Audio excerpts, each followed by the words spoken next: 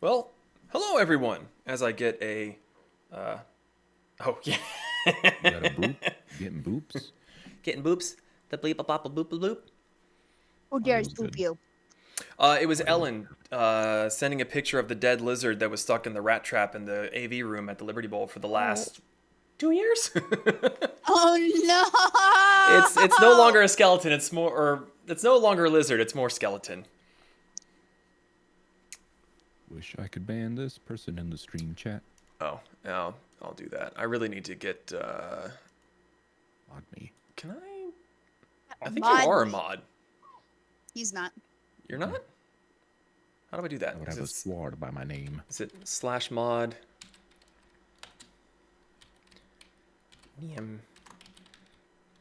Underscore. Dragon. I don't know if that works. Yep, that worked. Cool. Awesome. Thanks. Well, hello. Grab your drinks and raise your glasses. It's time for Fools and Flagons. Let's blow shit up. Fools and asses. Huzzah! Christ on a bike! Deny I've done any of this. Bored. It's not a flagon, that's a fucking gallon. It's a Gonna go flagon if he's a 7-Eleven. gnome or something, but Jesus! That's not a Huzzah! flagon. Huzzah! I got the liter of cola. Yeah, like a liter of cola. All right. Leader. I do have a few quick announcements here. First thing, donations are never required, but always appreciated. If you would like to support Always us, required. consider becoming a Patreon. You can become a Patreon subscriber by going to patreon.com/foolsandflagons. That's fools, the letter N, flagons. What do you get by being a Patreon? For starters, you get a special role for our Discord with access to Q&A sessions with other perks soon to come. The Tavern Patron reward tier lets you have a picture or model of your choosing in the Tabletop Simulator room where we play. And with that being said, we'll lag our way over here. This is our first Patreon supporter, Martyr. He has his, I'm not exactly sure what this is. It's a creepy mannequin that plays the violin with a rapier, and it was fucking awesome. So the reward tier is because when I'm waxing poetic and everything, you hear the little click, click, click, click, click in the background. That right there. Oh. So the players have a little model that they can play with while I'm talking about things if they don't want to play with their own characters or fuck with each other. And there will be a bigger one that sits on the shelf kind of watching over our various idiocies. So we've also started posting interviews with the players that are exclusive to our Patreon supporters. There are more perks to come in the future as we try to flesh out our page a little bit more, and all proceeds from subscriptions go straight back into making Fools and Flagons an even better experience, and it helps keep the podcast alive and well. Secondly, I want to make a very major shout out to the Kobold Consortium for all their hard work in updating our models for Tabletop Simulator. So, if you look at these new models here, like Brick, you're not as shiny. We're working on it. I know you don't want to be totally shiny, but there's bits. If you all look at your larger models, you'll see there's a little like purple kind of thing going on there. If you right click and you go to looping effect, you have some animations that you can cycle through. My hand is sparkly. So that is the trigger effect. If you go to the looping effect, we'll do it for Zon real quick. There's still quite a bit of work to be done, animation-wise and all, but Nim has taken it upon himself to make all of your models move on their own, have idle animations. We have some other thing. Kayla has found her spell casting trigger. I really was worried about the power we were giving people here. And Kasumi has 3 tails. With theoretically more tails to come. Also, with that being said, let's get Big Honka Sorry. Chonka here I'm messing with everyone's stuff now. playing some music for us. So Nim has gotten Martyr to... Oh yeah, the little tippity-tappity of Kasumi sneaking. Who was playing with my spells? Nim, would you like to show off Hamburger's special trait? Why is he Oh. upside down? This is Hamburger. He is a very special boy, and the special thing about him is you import him as a coin, so he can have a funny jiggle sound effect like this.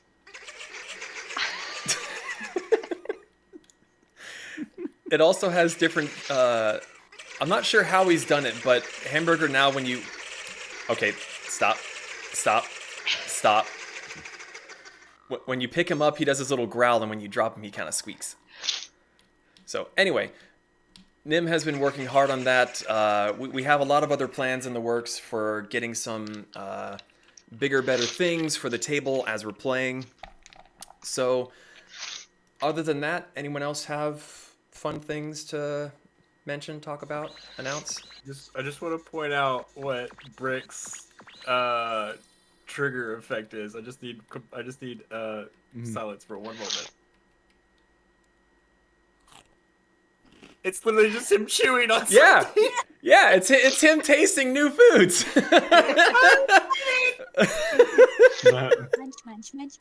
Munch. Yeah.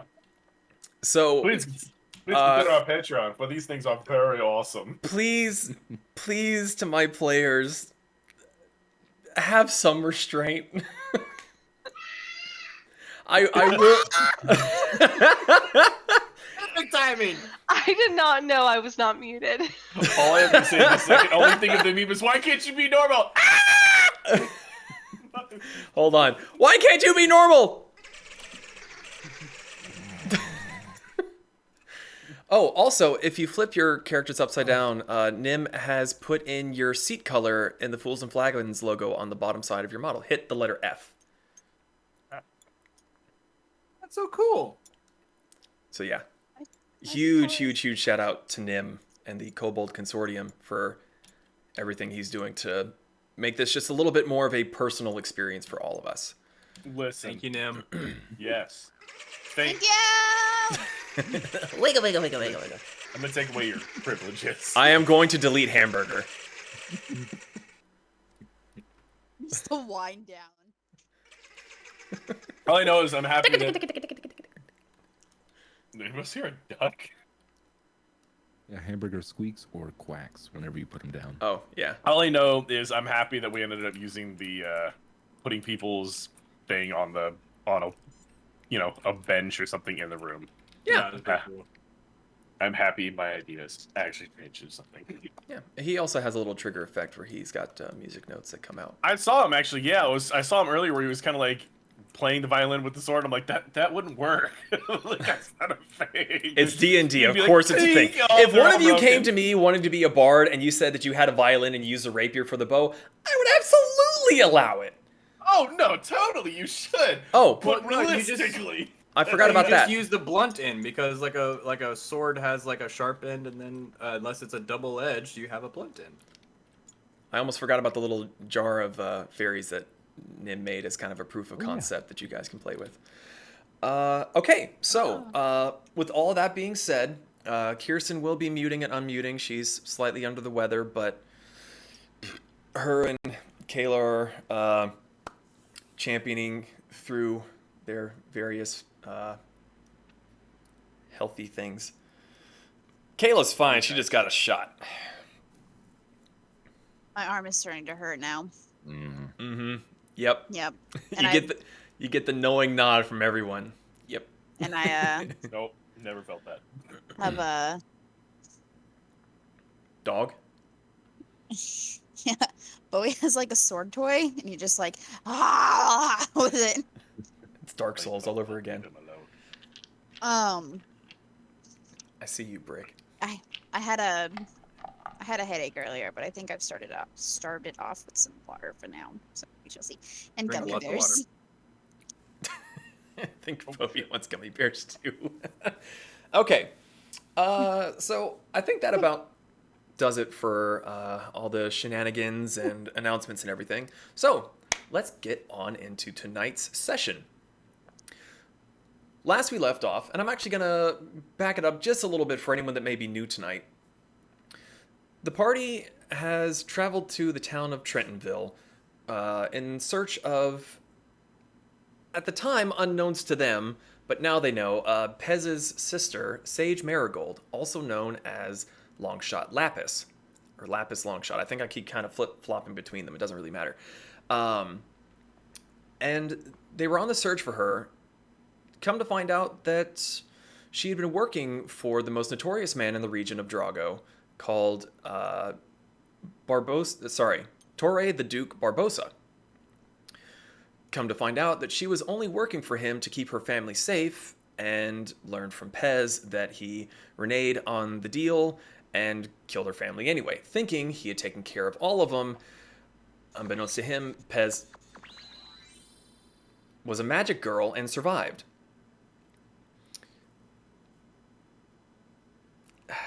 I had a 50-50 chance that this was going to be bad, but we'll see what happens. Maybe I'll kill them all tonight.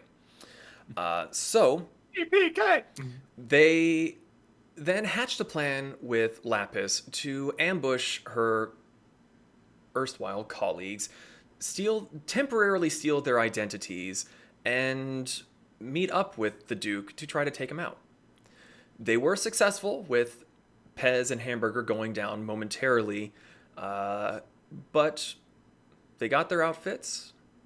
Their plan is more or less in the works, and the last we left them, some were spending a sweaty night not alone, and I'd like to point out that we were not doing the do. Oh, okay. Okay. Let me insight check that. Absolutely. First roll of the night. Oh, I'm just kidding. I'm still waiting for my phone to load. Oh. Okay, so you all had a very restful evening, some of you nursing more severe wounds than others. The morning finds you. Venera, you wake up to an empty room. The rest of you, the sunlight comes trickling in, and some of you that may be sleeping in, you'll hear a knock on the door in a familiar voice. Come on, up and atom. We have a long way to go. Up, up, up, up, up. And it's Lapis walking down the hallway, knocking on all of your doors to rouse you for the morning. 5 more minutes. We've got a long rest. That's good.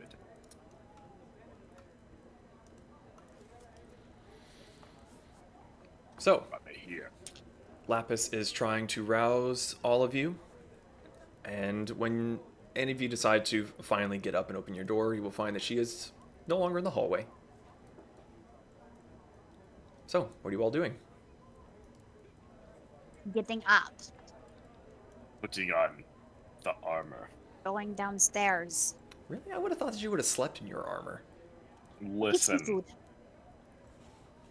the fluff requires constant attention. Thank you very much. This is Yeah, like it's fluffy not gang bacon. sign. I need me some pocket bacon.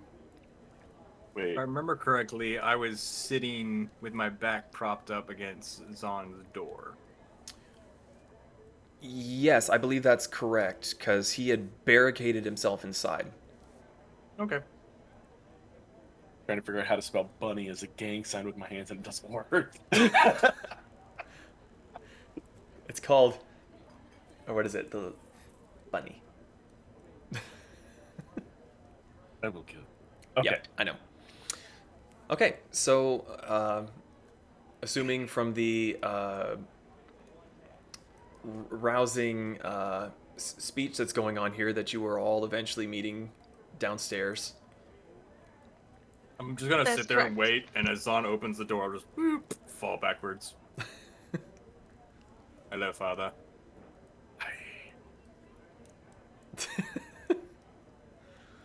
Okay, so Yeah. you all eventually make it downstairs where Lapis is waiting for you, somewhat expectantly. She seems almost eager to get going. She has all of her gear. She has a pack on.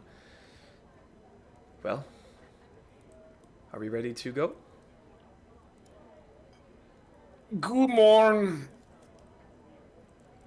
I am Good ready. morning. I did try to let you sleep in, but the light is fading. Not really fading. The day is getting on, and we have quite a ways to go. As Cyrene gets suplexed by Bowie in the background. Right?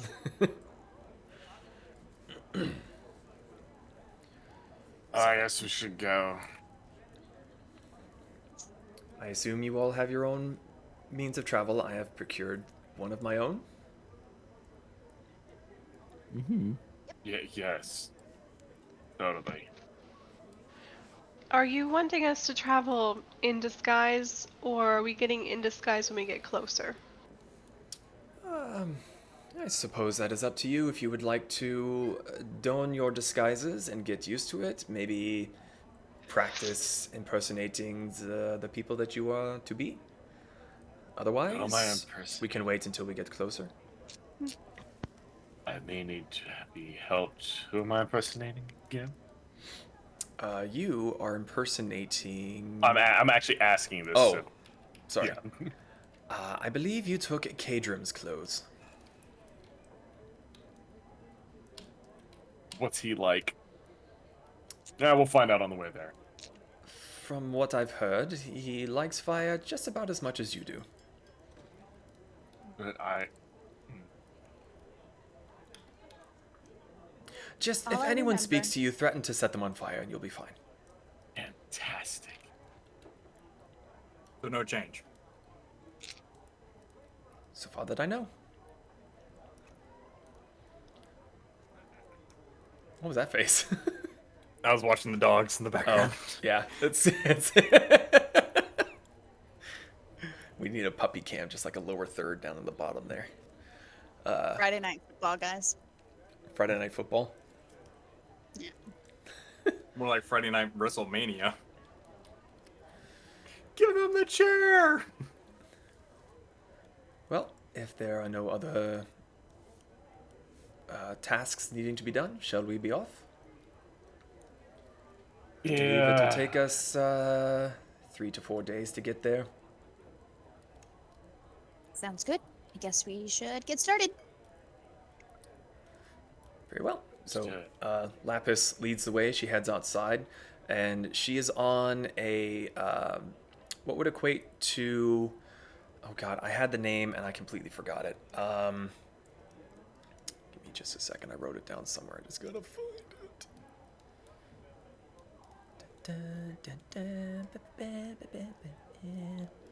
They do travel in herds. Sorry, it. I don't know why my brain slipped on this. She has a Pachyosaurus, the friar tuck. So you all walk outside, and your mounts are faithfully waiting. They're tied up, just watching the people as they walk by. No one's giving them any sort of mind. The streets are already busy, even this early in the morning. And her mount is a very, very rich brown, very dark. Not the kind of coloration you would expect to see in a brighter, greener area like this. She hops up very easily onto the mount, grabs the reins, and she looks expectantly at the rest of you. What is What it? is my hair doing? What is her mount? It's a packy. Oh, I okay. said that. You just weren't paying attention. No, I was listening to all the other details. It's like Do-do-do. brown, not green. Had your sword ready to go. Go on down, ready to go. Let's do it. Ta-da! Kasumi's gonna I'll shapeshift just grab into a Pez by the foxworm. back of his shirt and Okay. jump up on the Allosaurus. I don't know what I did, but we're going. Okay. I need one of you to bravely volunteer and roll a d20. Not it. Nope. Go. No, you did it last time when you fucked us. But I got dice with stuff on them now. I don't know if I'm allowed to say that on stream. Just so long as you don't show it on stream, I think we'll be okay. What? Boobs? Yeah. Bob's. Yeah, because if we get a D20, it all goes tits up. Yeah. That's actually pretty funny. All right, who's rolling? I need someone to roll. Go. Don't make me pick. I'll go. Man. Do it. Okay. Huzzah! Is it D20? D20. Huzzah! 11. God damn it! What? It's middle of the road. We should be fine. Oh yeah, 'cause totally. Totally. Yeah. CZ, Okay. you fucked us. Look, no, I did not fuck us. I just made it more exciting. Okay.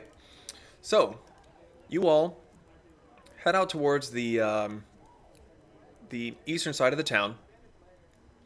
Make your way through. I'm drawing a blank on the name.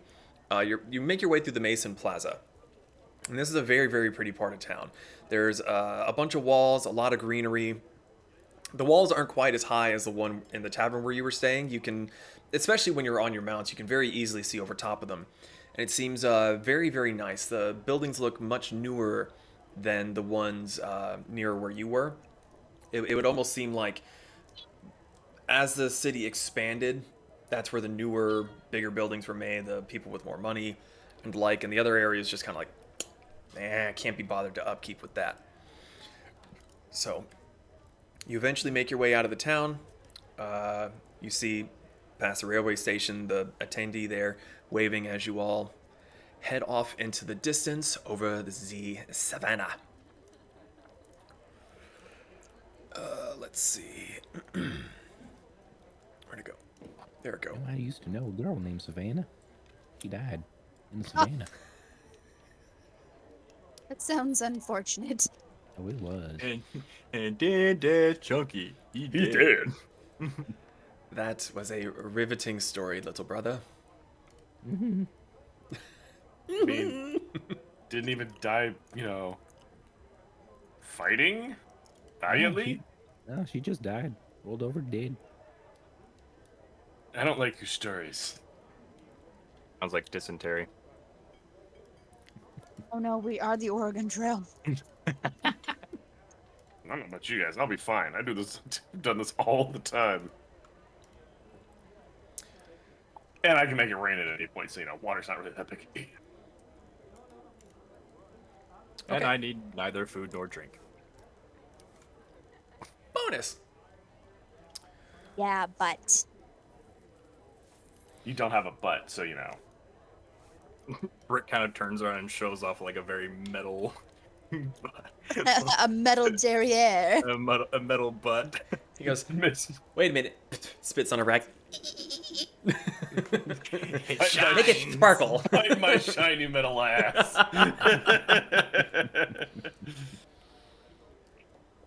Okay.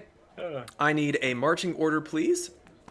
And whoever would like to keep an eye out for the day may do so. I will keep an eye out. Okay. am Vanera I rolling? volunteers to be in the front. Perception No, check. I don't. Oh, I thought they were two separate things. Never mind. I didn't want to be in front. No, I'm just joking. You don't have to be in front. But if you are keeping an eye out for the day, please make a perception roll. And then however you guys want to be ordered up. I can be up front since I'm on a smaller mount, and I am Ooh. fast. We are no I longer would in a assume tavern. that Pez and Brick would be in second in line as per usual. Mm-hmm. Okay. I think last I remembered, I typically ride with Vanera Yeah. on her mount while Yeah. I'm in fox form. That sounds correct. We will put we'll put Lapis behind you guys. I mean, we don't have to be in a single line either. We could be, next to No, each other. yeah, you can be side by side. It's all dependent on how you want to do it. Dee-dee-dee-dee-dee. We'll be slightly behind. The gnome is Lapis. The gnome is Lapis. Unfortunately, I don't have a Not a good noblin. I I'm don't good have gnome. I don't have a Packy model. So that is unfortunate. Monster. That is also something that the Kobold Consortium and I are looking into getting is more variety of dinosaurs that aren't monochromatic. We'll see. You're monochromatic. Fuck you. So, you all are leaving the town, heading east, and you spend a good couple hours going in a single direction. It's very flat, very open.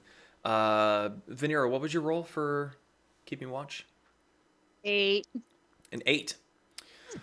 Even though the area is nice and flat, because it's so hot outside and you get that weird mirage thing going on in the distance, you don't really realize it until you're almost already on top of it. But the grass seems to just suddenly stop.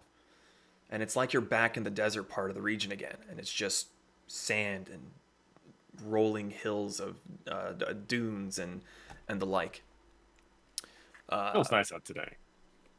Nice and It cool. really does. The Dunes Sea. Wait, wrong franchise. I mean, There's no spices here. So you all are... There it is. Someone finally loaded the audio clip. You're all trundling along, making pretty decent time. You've spent a couple hours so far. And let's see. What are your perceptions again? Oh, where is it?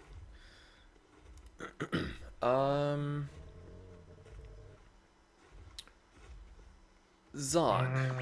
oh, what? Ma- All there was my name and sparkles. Yeah, I've given my players too much power.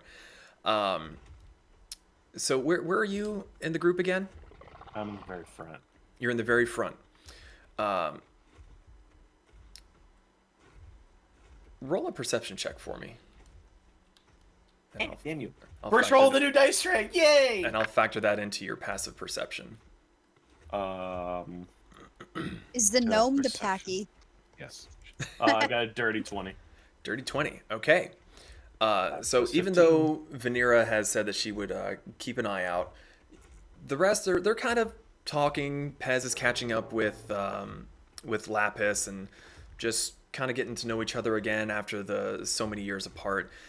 And as you're traveling over the dunes, you crest the top, and you've seen the sand shifting around by your feet, but you swear you see a little bit of sand tumbling further ahead, but there's nothing there.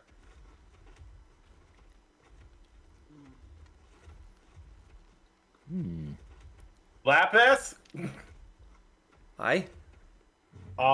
What's that? I'm gonna gesture at the moving sand that sporadically pops up and stuff. Lapis digs her heels into the side of her mount and catches up towards you, and she looks at where you're pointing, but the sand isn't moving. What are you looking at? It looks like Moving sand sand. to me. Sand's moving. I could have. I could have sworn sand was moving. Couldn't see anything, but there's definitely movement. Yeah, she doesn't see shit. She takes a second to scan the horizon. She just kind of shrugs her shoulders. Could have been the wind. Could have been small lizard. Could be anything. Yeah, okay, I'm gonna go ahead and do this. I'm gonna go ahead and just, keep staying in the front and yeah. I'm gonna have my sword drawn, kind of Okay. hanging at my side. Would Vanera know if anything was what's the word I'm looking for? Swimming around out here? Swimming around. Make a history check at disadvantage. Disadvantage. You're not familiar with this area. Oh, I thought I was. Sorry. Well, you've been here When? before, but you've been mainly to like the port cities. 10. 10. You kind of agree with Lapis that it's probably just a lizard or some other sort of critter that's just scurrying around in the sand. You guys are It's just a buttheads. big scaly thing. Nope, you guys buttheads. I saw something. Well, we can't sit around here all day. Are we going to keep going ahead? Yeah. Sorry. Dinosaur Yeah. sounds. Atmospheric. Out of curiosity, Brick is gonna kind of lean over and go, Father, what did you see it? I'm gonna gesture in front of us in the vicinity of where it was moving. Okay. Just out of curiosity, I'm just gonna fire a firebolt, kind of in the area he points and see if anything happens. Oh God. Okay. I would say make an attack at disadvantage. I would choose you and give you a chance to prove yourself. All right. What are you eating? At disadvantage, that will be 17. Okay. Cyrene.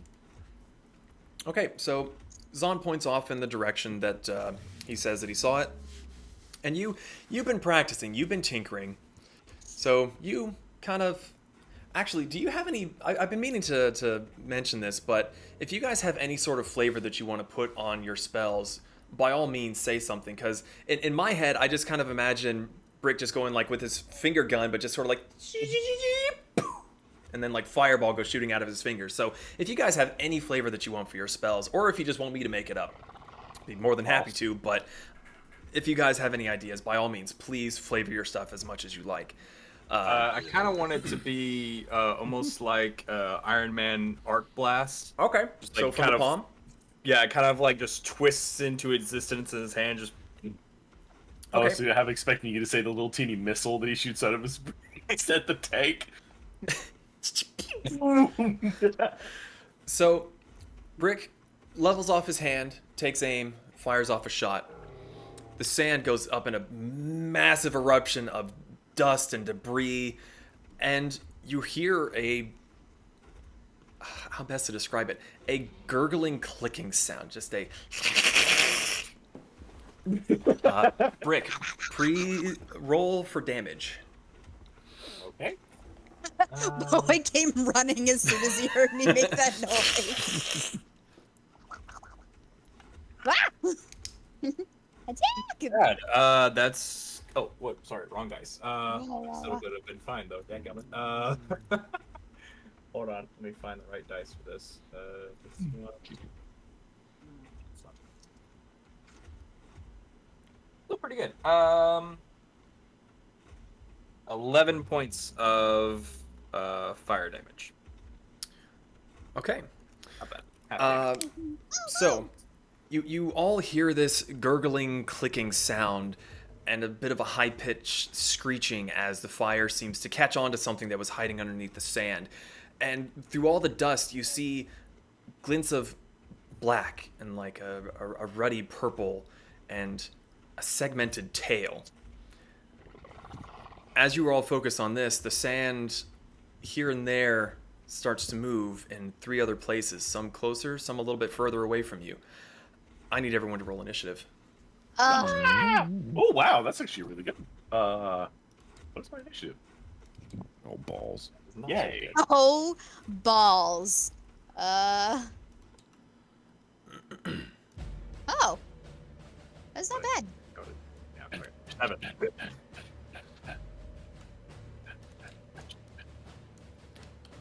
Okay, Of course, he had to summon a graboid.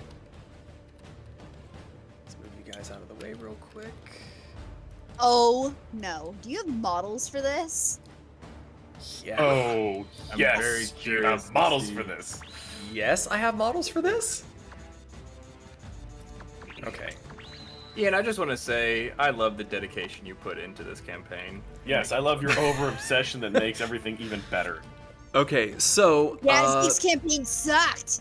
so, Just so kidding. hold on, let's get over into this. I miss Kelpie. Zahn was up I do too. front. Rick, you were with Pez on the Allosaurus, correct? Correct. Okay. Lapis had sent riding the gnome. This, I love that the gnome is the fucking stand-in for like anything we need. And Veneer was kind of bringing up the back. So, okay. Pez, what did you roll? 9. A 9. Zahn? 9. 19. Ooh, Zahn's got a different camera angle. Venera? 15. 15. Brick? 7. Woo! Damn. Well, you did just fire a shot. Kasumi, my dear. 20. Hey! Ooh. Wow! Ooh. Fuck you, indeed. Okay. So, as the sand begins to shift and churn around you, let me get the things out of here.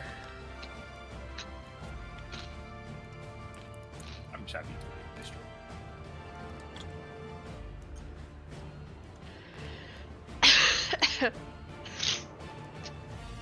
You see from the dust cloud ahead of you a giant scorpion appearing out of the sand, and 3 more appear scattered around you.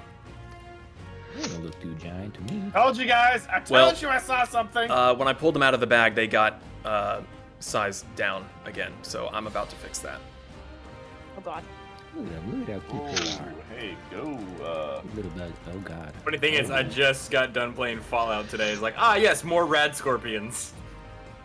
No more. So, this is the one Bowen. that was already struck. Oh god, the scorpions. They move. They do. Really freaking cool. Let's see if. I would know from experience that getting pinched by a scorpion, not fun. Oh, I like that better. It's gonna kind of just be in the middle of my, screen, but now you guys get to see how awesome my sexy face is. Oh. Finger guns. Okay. So, the first one was hit for 11 points of damage. And that's the one like kind of in the center closest to us. No, that is the one labeled. This is the one that's already taken damage from Brick's fireball. Okay. So, wait, Zon, what did you say that you rolled? Rolled a 19. Okay, okay. So, Kasumi, you are up first with Zon on deck. Okay. So, I'm still in fox form, right? Correct. You are on fox form on the back of the pink hadrosaur here in the back.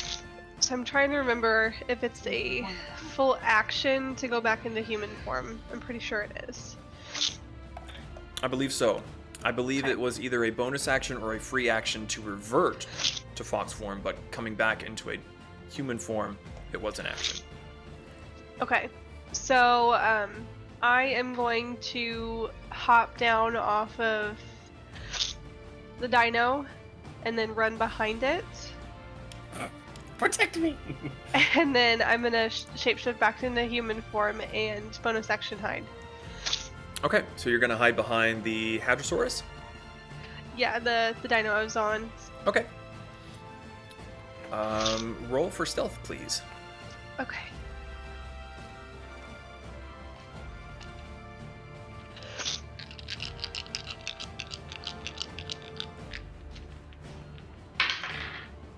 Maybe a 28. You feel pretty damn hidden with all of your compatriots hidden up in front of you. Awesome. That's my turn. Okay. Zon, it is your turn with Vanera on deck. Oh, sorry, I gotta click in game. So what is it? 1, 2, 3, 1, 2, 3. I think it needs to turn these I'm up gonna a little bit. jump off the mount to about. Sorry, let me read this real fast before I get too ahead of myself here.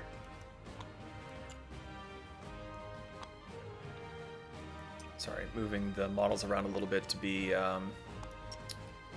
properly within their spaces. Who went around and colored the scorpions? Don't look at me. It wasn't me. It's totally Pez. Are they colored? Pez did that. They weren't originally. Okay. It works Oh, though. now I can see this one's red. Mhm. It's very dark, so it's kind of hard to see. All right, Zon, what do you got? Real fast. Like, do they take, like, what is the size of their base, I guess, would be?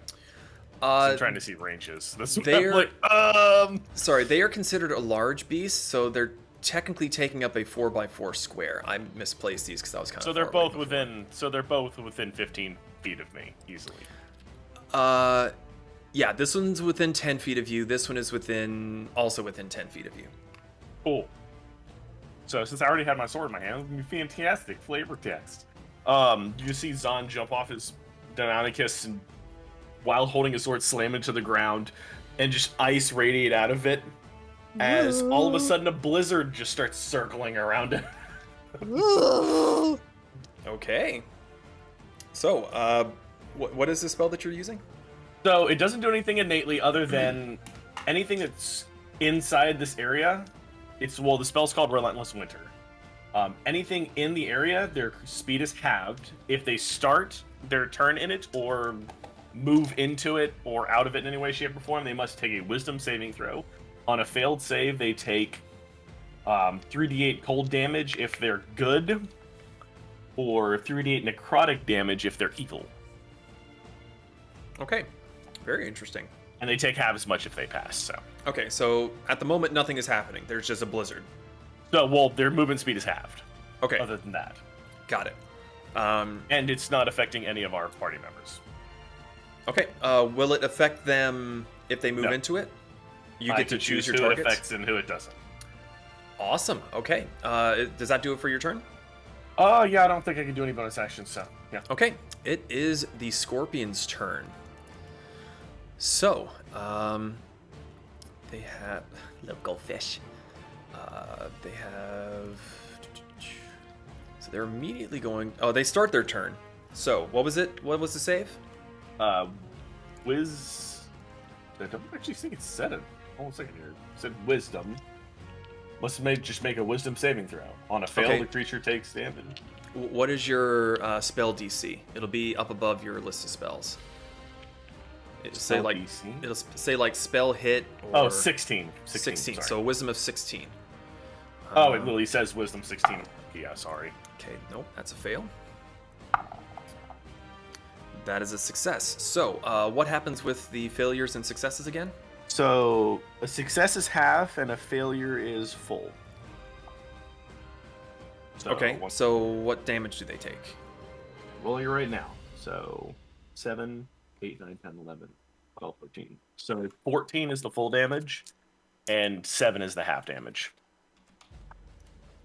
Okay, and that is that guy.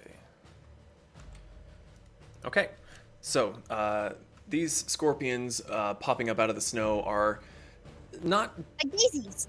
like daisies! They're not terribly unused to the cold, as you all have experienced when nighttime comes around. It does get very, very cold, but this is a different kind of cold. This is a wet cold. So Ew. you can see the one on the left they're both moving very, very slowly, but the one on the left is getting a little bit more ice crystals in between its joints. As it moves, they're breaking off and it's leaving a trail. But both of them immediately come towards the source of the cold and the closest target here to Zahn. Go away! 5, 10, 15, 20. This one moves up towards Juniper. And the one that was hit before. 5, 10, 15, 20, Those little leggies are like. 40.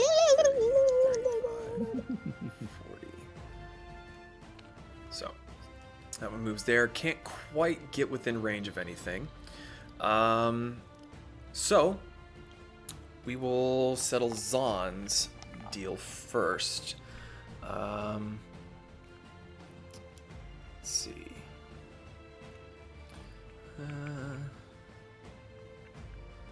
Okay. Okay. It's going to make a multi-attack against you. So it's going to... the first one is going to snip at you with its 2 claws.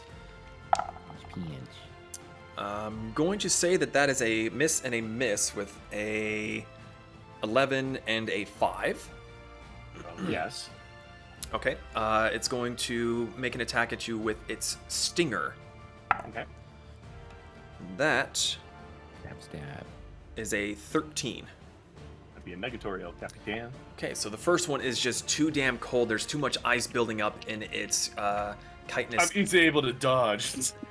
in between the joints of its chitin and is keeping it from being able to properly attack you.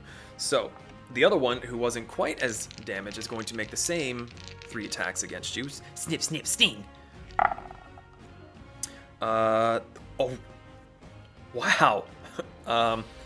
So the stinger missed, but both claws got a natural 20. Ooh. Ah. I literally rolled a natural 1 and 2 20s. That is too stupid to make up. Oh, bullshit. Oh, hold on 1 second here before you get too crazy. I think it's pretty much. I So, I do need, before you do anything crazy, I do need them to make a dex saving throw, For what purpose? please. If he touches me, he has to make a dex saving throw, or he takes lightning damage, and if he passes, he takes half of it. Okay, we'll resolve that after I get my damage rolled from here. Unless it is supposed to also negate anything that happens to you. You can use your hand. Nope. Okay, so it's retaliatory. We'll get to that when we're done doing this. So, let's see. That is 4d8.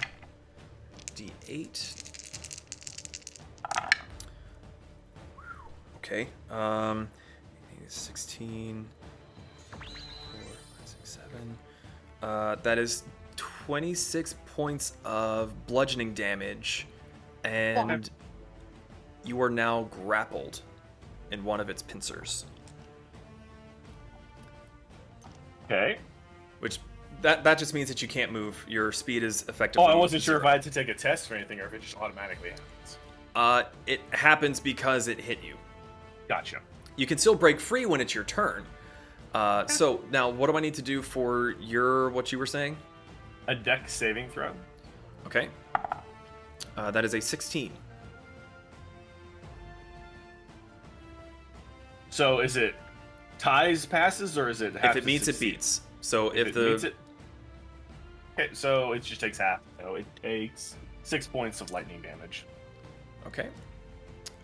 That was that one. 6 points of lightning damage? Mhm. Okay. So, with that resolved, we will move on to the Scorpion harassing Juniper. Pez, I believe that is your mount, so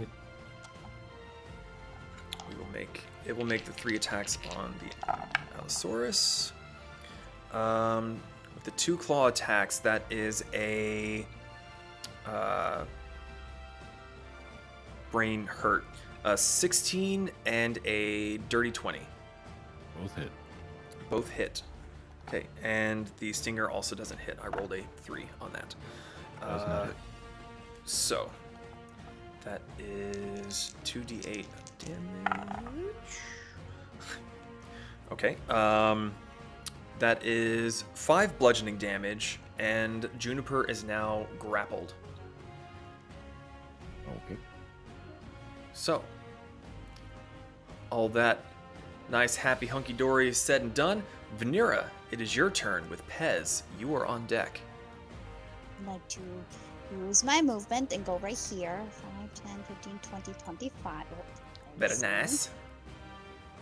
Ha, how you feeling, Zon? I'm okay-ish for the moment. Okay. I would like to cast Guiding Bolt into this one. Into that one, okay. Hit it and get it. 18. 18?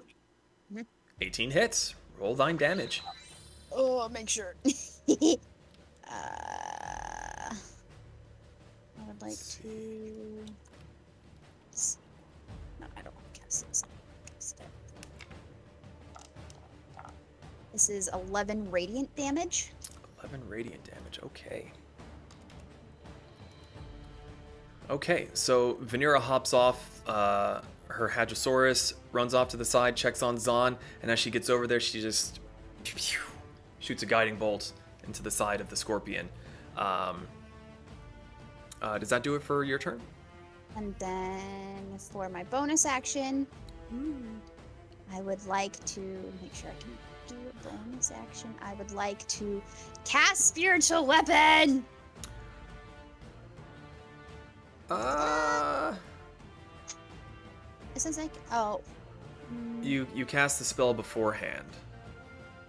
So you can't do a spell as a bonus. You could do a cantrip as a bonus action, if it was a bonus action.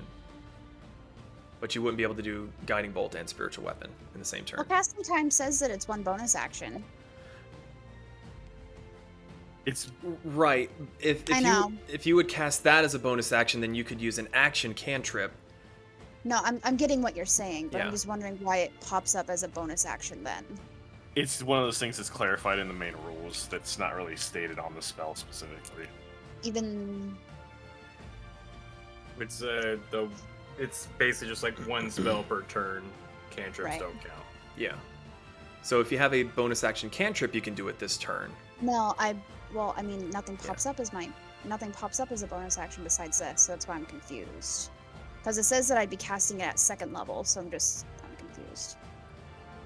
It's the idea that each round of combat is 6 seconds, so you Well, have. no, I know. I'm just It's well, not. It's not very clearly said. yeah. At times. Never mind then. I guess that ends my turn because I can't do anything else. Okay. Your Hadrosaurus does technically go at the end of your turn, so if you wanted to do anything with it, I don't have a page for it. would So you I like don't to? know. I guess it's not gonna move up though. It's not gonna do anything this round. Okay. Then as I'm pulling that up for Venera, Pez, it is your turn. Brick, you are on deck. Oh, I was just watching my little character blink his eyes. Well, Focus, scorpions. I'm sorry. Hmm? I can cast it because Guiding Bolt's a cantrip. Is it? Guidance is a cantrip. What the fuck am I looking at then? Good God, never mind. Continue. Okay. So seeing that I have 3 people who I can do on my own turn, for me personally, I'm gonna do one of these here. Crossbow. No. Pez's balls dropped. It's graduated from Cobalt to full-fledged Dragon. If I am in close range, my class or something in me negates like the close range disadvantage, right? Pack tactics? What are you thinking about? It might be pack tactics. I'm pretty sure that's what you said it was last time. Because it's the positive from the pack tactics cancels out the negative of the light. If that's what you're wondering. Yes. Right. So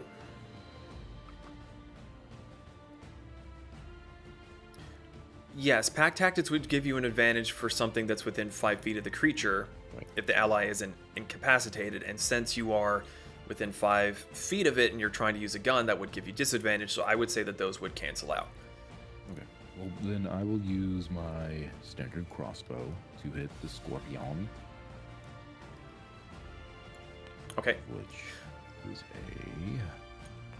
a 19 to hit. Well, so that scorpion also has, I mean, this doesn't stack, but that scorpion does have fairy fire, or not fairy fire, guiding bolt on it, which will give the next creature to attack it advantage. So, just kind of wanted to put that into perspective, since basically all that's doing is negating your disadvantage if you wanted to take a shot at something else. This Oh, that one. I'm sorry. I saw the blue hand here. Apologies. So I'm the blue hand. I'm on it. So you're shooting at the green one. correct. Okay, Green boy gets shot. got it. So 19 to hit. 19 to hit. Okay, that definitely hits. So roll your damage. 13 damage. 13 damage. All right. So that one's all scorched up from Brick before, and your Allosaurus is very, very well trained. It sees the thing coming up and grabbing its leg and just like, I'm gonna eat that. And you're just like, hell yeah. And you go, you take that. pew! When you shoot the one that Brick shot before, arrow goes right into one of the spots that's already kind of bubbling and flaking away and just pierces right into its hide. Is there anything else you would like to do for your turn? For Pez, he's done. For the aloe, Don't forget he's gonna hamburger. launch- Just saying. And yep. I'm Hamburger's just gonna making go sure. last. Cannot forget the hamburger. Okay. I forgot The about aloe that. has a bite and claw attack, so his first will be And the first attack does get advantage because of the guiding bolt. which will be lovely. So Oh yes, it'll be quite lovely. Sashimi Welcome. tonight. Kirsten, it looked like you tried to 17 eat your for the cat's first ear. one. The 17 does hit. Estimate hits because that's a 19 at advantage. Oh, then yes. Certainly hits. 2d10 plus 4. Ooh. Damn, Ooh. those are Zon numbers. Big old crunchy boy. That will be 16 plus 4, so 20 damage. Damn. Damn. Would Okay. the 11 already had on it? Shit. Okay, so this one thinks it's all cocky, comes up, it's like, ha, gotcha, bitch! And then the Allosaurus just like, and just bends down, bites into the carapace, ripping one of its legs off. It's stuttering, but it's not letting go. It's still latched onto the leg of your Allo. It will use its claw attack to hit as it Okay. can. Sorry, my turn's gonna be a long time. Okay. Apologies. 7 to hit. 7 unfortunately does not hit. Okay. In its vigor to bite, it bit down so hard and the leg just popped off like a champagne cork. It kind of puts itself a little bit off balance by the sheer force and ease that the leg came off, and its claws just barely miss. So that does it for the Allosaurus' turn since it cannot move. That brings us to Hamburger. Oh, hamburger! Hamburger, if you would like to, kill. Oh, God. Kill! So the bite is a. Wait, he has advantage because pack tactics. Yep. He also gets pack tactics, which is a really cool. Really? It gets pack tactics too? That is so dope. Okay, yeah, roll for advantage. 14 to hit. Unfortunately, 14 does not hit. God As Hamburger leaps off the back of the Allosaurus, foaming at his beak, it gets swatted aside by the tail and lands on the ground beside it. It's not hurt, but the tussle between the two larger creatures threw off its planned trajectory just a little bit. We're off his groove. Is there anything else that you would like to do for your turn here? I'm sorry. Nope. I'm good. Okay. Brick, it is your turn. Kasumi, you are on deck. All right. So as I am still sitting on the back of the aloe, Correct. Nomming Allosaurus.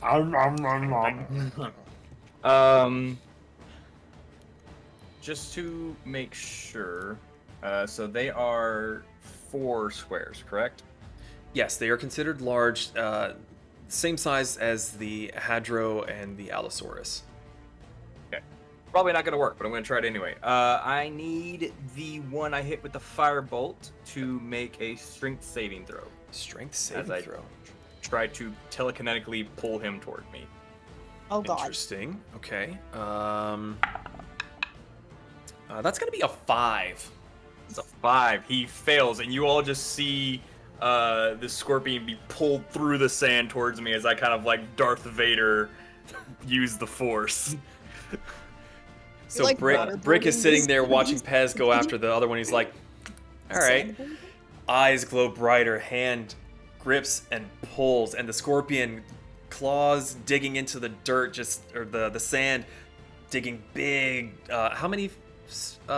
He only moves 5 feet forward, but that's all I need him to move.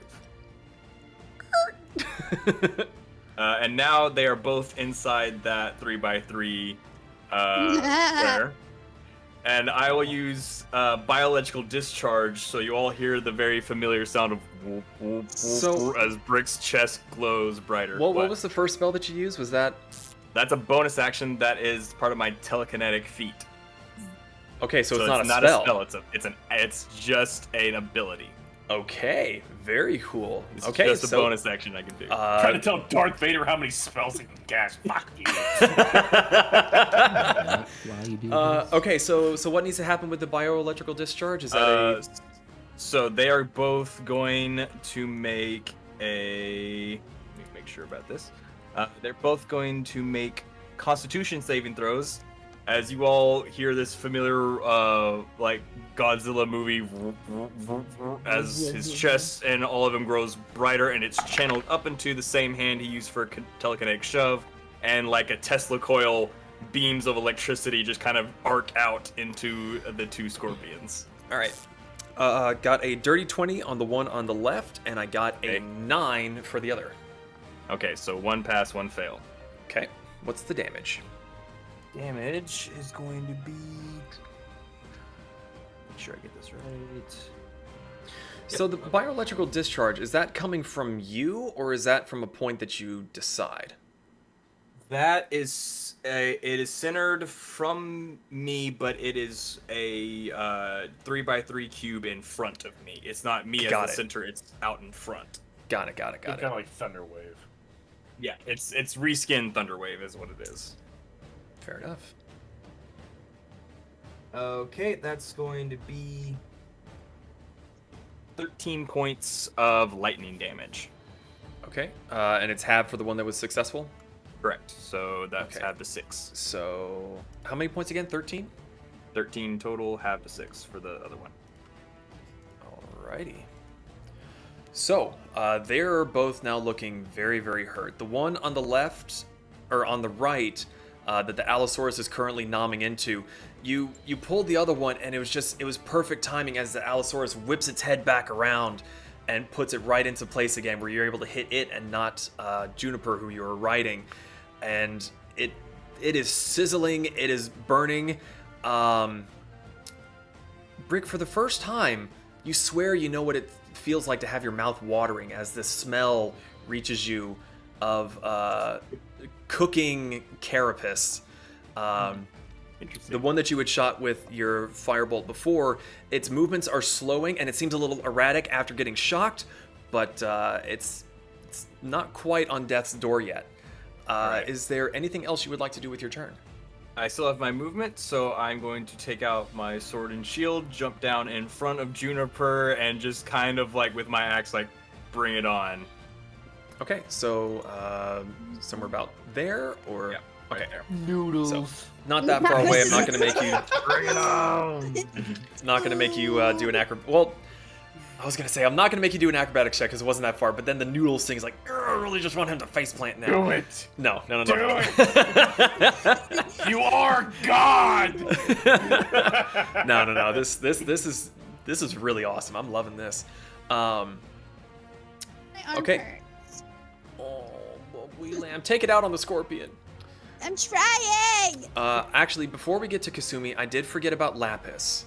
Because she's I was technically wondering. not in the campaign, so she wasn't in the rotation. So we'll just say that she goes at the very tail end, because I'm dumb and kind of forgot to do the thing. So, seeing that Zahn is manning up and taking on 2 scorpions by himself, she's going to, very calmly from the back of her Packy, pull out her rifle, take aim, fire 1 on each. So for the one on the left, does not hit. It's a little hard for her to shoot through snow. She's never had to do it before. The second one definitely hits. She kind of figured out from the first shot exploding off to the side, she's able to go and hit the next one. So where's my dice? What? Actually, good question.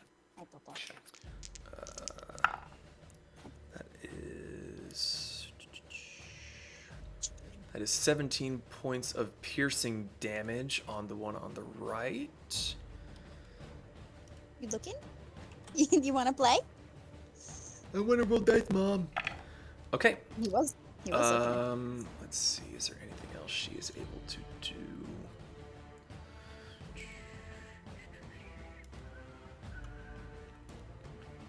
Ah, I totally forgot that she had that. Son of a bitch.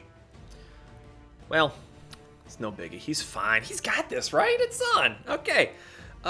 So, moving on. Kasumi, it is now your turn. Zahn, you are on deck. Okay. So, sorry, my cat just tried to roll my dice for me. He did the whole tap tap. Okay. I think so I I'm got a gonna video go- of Bria doing that when she was sitting in my lap. She reached up into my tray and like. So I'm gonna move in a diagonal 10 feet, Okay.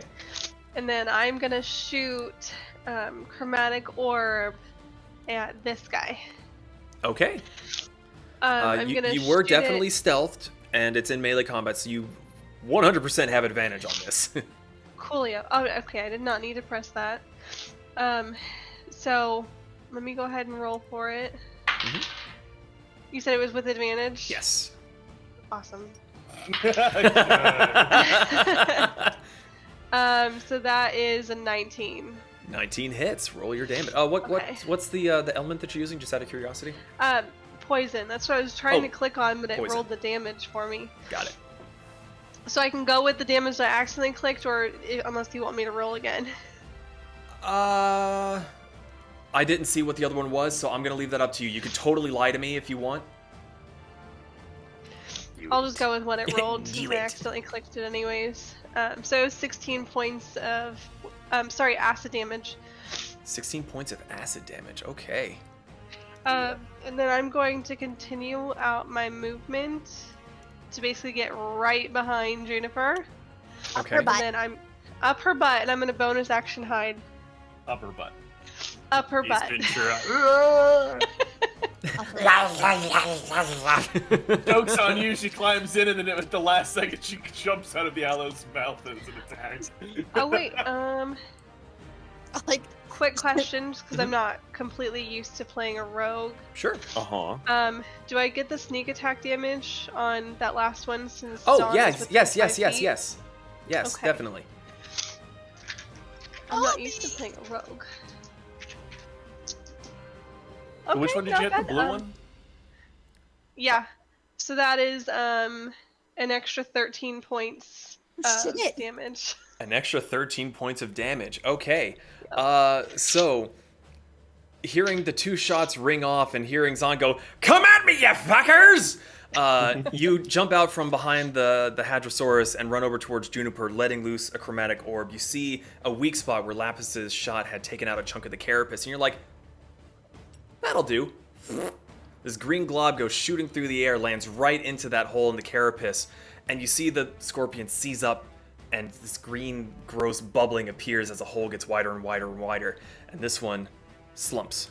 Oh, I wasn't expecting it to just fucking rotate under. Disappeared. This one is a deadzo. Because I don't want to lose it under the table. Yeah, we'll go with unconscious. Why not? You sit there. Okay. So, one of the scorpions has been slain. Its brain melting by an amazing shot from Kasumi. Is that it for the end of your turn? You said you bonus action hide? Bonus action hit. Roll for stealth, please. Okay. Okay. That's an 18. 18. Okay. So Zahn, you were up with. So real fast, I did get hit. So what do you do for concentration checks? I've never done that before. Oh, is your blizzard Because concentration? It is concentration, so I want to make Okay. sure I'm doing this right. What do I need to roll? Got you. Vanira, you're on deck before I forget. So, How many times did you get hit? he got Just hit. once. He got hit twice. Oh,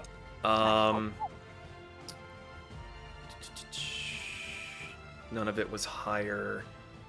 Okay, so. get out of here with your dumb long face. 7, Ant eater. 3. So that's 11, and that's. Okay, I need you to roll 2 d20s, okay. and it's a concentration save. Okay. So I just have to beat the 16. That's the No. thing in. No. No.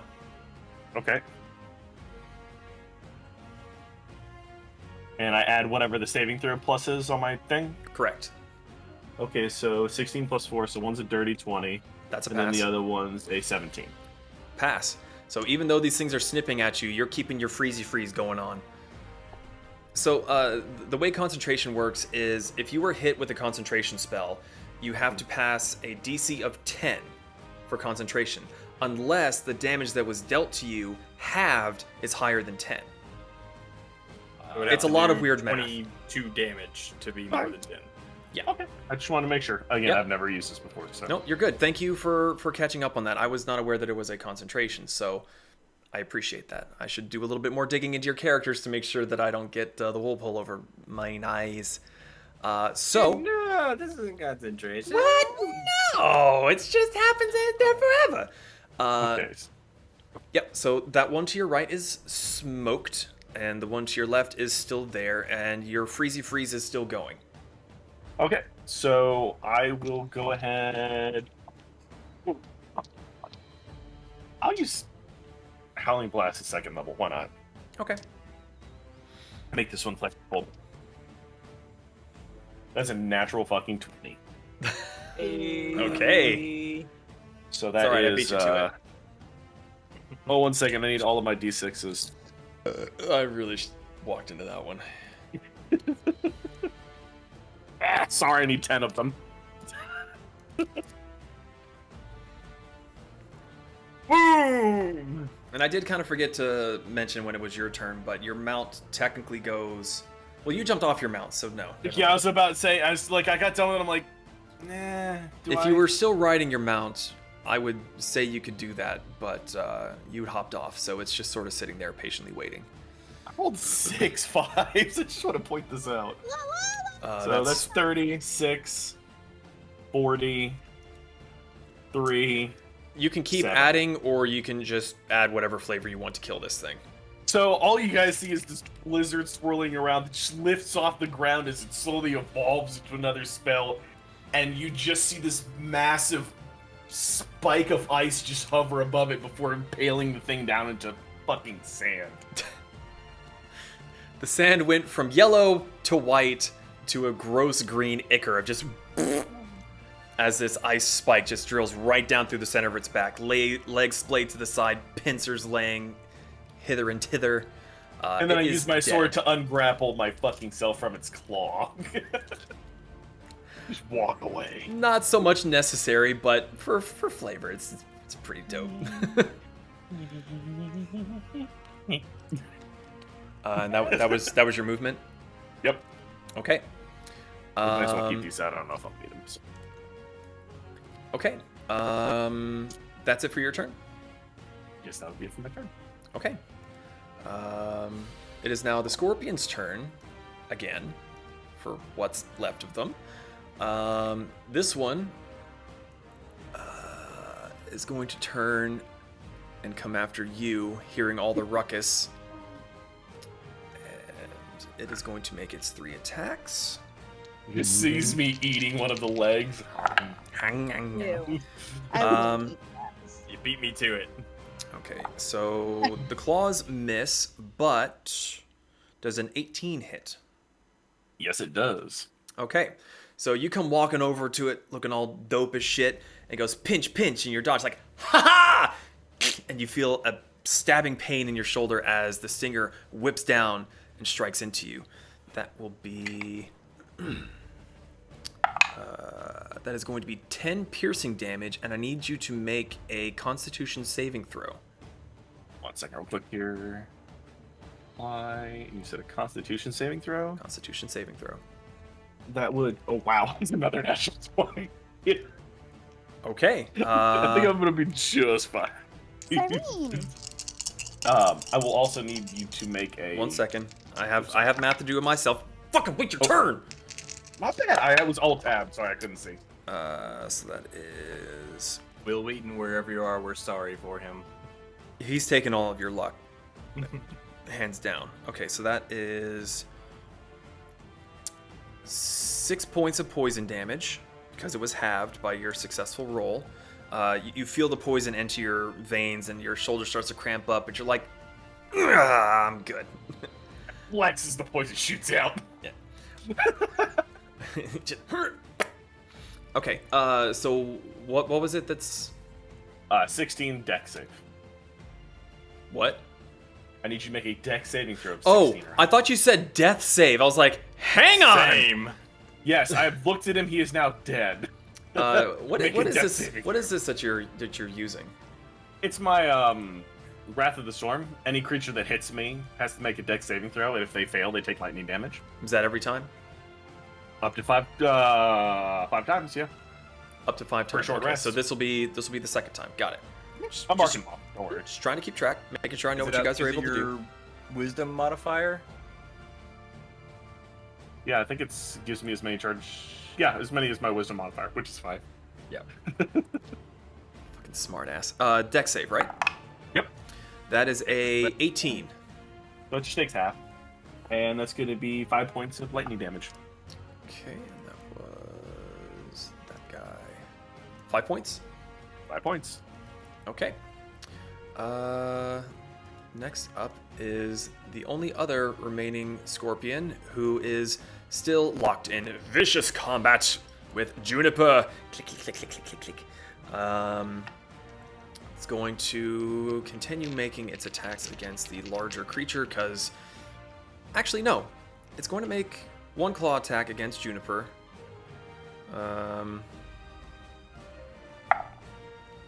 That is a 22. Okay, so that hits. We'll do the damage for that real quick.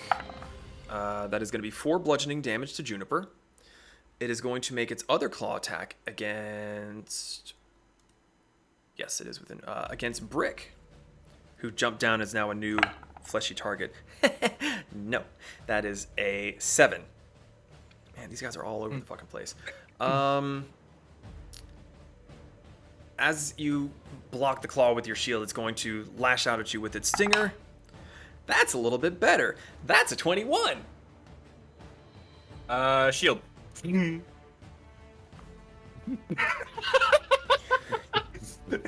Damn it.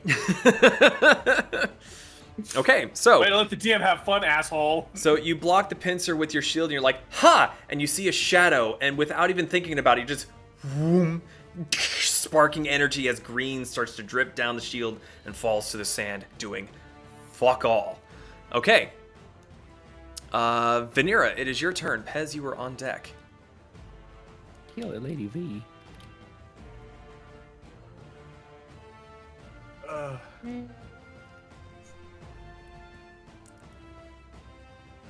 Okay, you can get me back at the other campaign. How's everyone feeling? I'm rough. Peachy. Not dead, but I've taken a little bit of damage.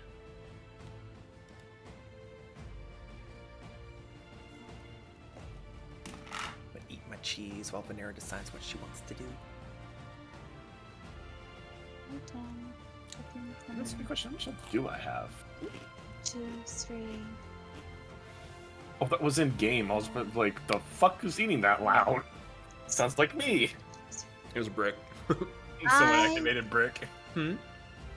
Would like to. Rage. No. Run, run. Why does this shit come up as bonus action? I would like to cast. Why the fuck do you- It's a bonus action. They don't show under my stuff. I like to cast Mass Healing Word. Ooh, okay. Right on. And that's what, 4 or 5 creatures? 6. 6 creatures. Holy shit. Okay. 6. It's a mass. Mass. Ass of the ass. Spell is extra thick. So everyone gets 12 points of healing. And that's Zon, Brick, Hamburger, Pez, Juniper, and I don't think Kasumi's gotten hit, but I don't even think Hamburger's been hit. oh, I thought Hamburger was hit. Mm-mm. He went for attack, but kind of fell short. 1, 2, 3, Juniper 4, 5, and 6. Yeah. Well, regardless. Okay. Very cool. So that was a bonus action, you are able to use a cantrip action. Yeah, I'm trying to find it. My arm is throbbing. Holy shit. Drink water. Yeah. I have. Okay. I have Nice two. pack. Yeah. Then I would like to cast Sacred Flame. Sacred Flame. On which one? That one? This one, yeah. Okay. That is a You have to make a dex save. Okay. Pez. Allosauruses, do they not have a grapply type thing? Or am I making that up? I'm pretty sure they do. I mean, They have just pounce. launch. Pound, not jet. But I think they have to be moving to get that. Right. Okay. Straight ahead. Just one attack. So, sorry, dex save? That would be a 19. So you take, I think if it's a cantrip. yeah, I don't think it hits. It doesn't Right. say anything about you must succeed. Yeah, for a cantrip spell, if they pass it, then no damage is done. Okay. So you go, everybody feel better! And then as you're going to shoot your sacred flame, Hamburger is tumbling off the Allosaurus, and you're like, "Ugh, I don't want to hit Hamburger! And you just shoot off just a little bit wide. Ooh. Oh, pardon.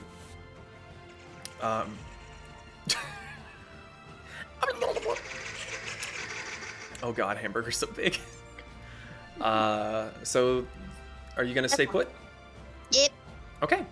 Pez, you're up. Brick, you were on deck.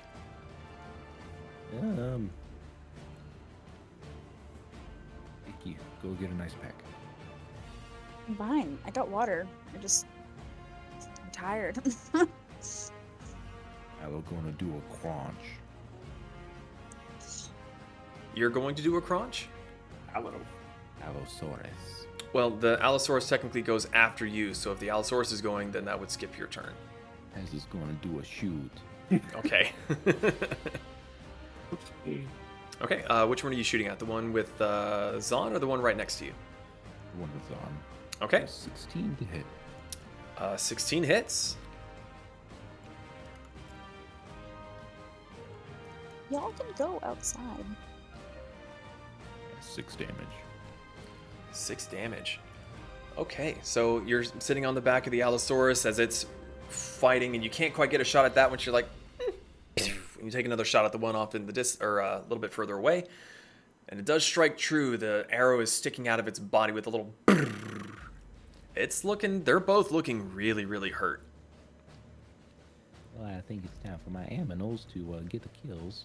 So, Juniper, if you would please do a crunch.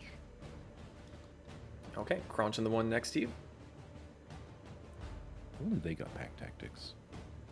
No. The Allosaurus? Yeah. I mean, if it was Arc rules, they would. It ain't Arc, man. 14 to hit. What was it? 14? Oh, wait. Oh, Jesus. I didn't even realize that there was a +6 to that. So Oh. 14 plus 6. Yeah, that hits. Okay. 2d10 plus 4. God. 1, 2. That would be 13 plus 4, which is 19, right? Yeah.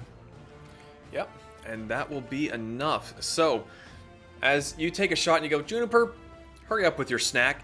She, without even almost needing to hear you say it, bites down onto the head, and you see it struggling and starts snipping, trying to get it off, and then its whole body spasms and goes limp as you hear a sickening as it just chomps its head into pulp, and the whole body of the scorpion goes limp.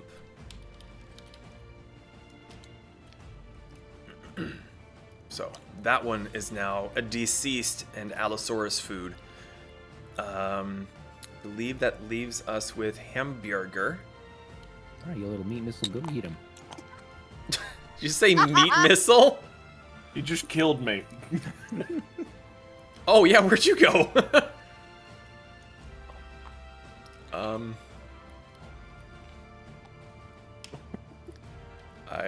My like- little male model right in the head. Did we? Okay, we got you back. All right. It's looking out on the floor for him. Roll your attack. With pack tactics, because it is within 5 feet of melee of Zahn. It is. And you're flanking. Oh, and I'm flanking, so super Advantage, which is still just 2 dice. Advantage.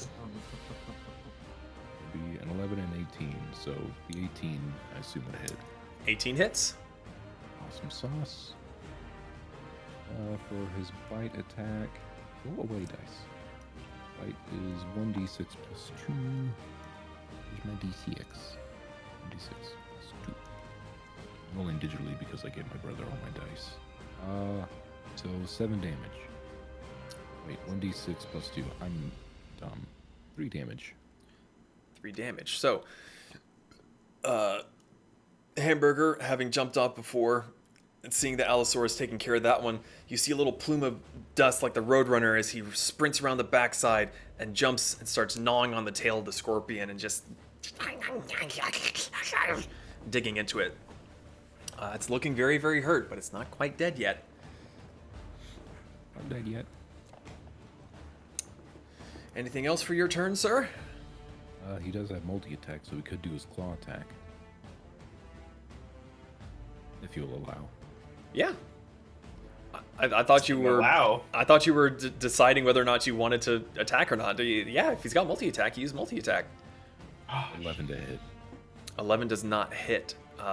He's chomping away, and he got a good hit in before, but his claws aren't quite able to get purchase on it as much as his teeth are. Is that with advantage? Was that with advantage? Only does 1 attack for a multi-attack. But pack tactics. I was about to say, Okay, if you want you're to roll flanking. advantage, I mean, it's pack tactics. that still doesn't hit. No, still doesn't hit. Brick, your turn. Alright. Brick seeing this thing vaguely on the verge of death is just gonna walk over and just try to cleave its face in. Okay. That is going to be, I believe, a 22 to hit. 22 hits. Yeah. Yep. And that's gonna be 13 points of damage. How would you like to do this? Brick is going to just calmly walk over, raise the axe, and cleave its face in. But while he's doing that, he's going to take the leg that looks the crispiest and in the same movement, rip the leg off and take a bite. Okay. Roll to see if you like it. Please roll a 1. Please roll a 1. It smells so good. Blah! He rolled a 1. Close. He takes a bite, goes. So you slam your axe down into its head, its body goes limp, and Zon's just like, I fucking hate that one. But before he even gets the words out of his mouth, he sees you pull the leg off, take a bite, and just, he's like, serves you right. While the carapace is crispy, it's kind of like a charbroiled burger that, while it looks done on the outside, is still very, very raw on the inside. And it does not taste good at all. So, so you have 4 dead scorpions around you. Some of you are a little bit worse for wear. Lapis had been lining up a shot, but she shoulders her rifle, and well done.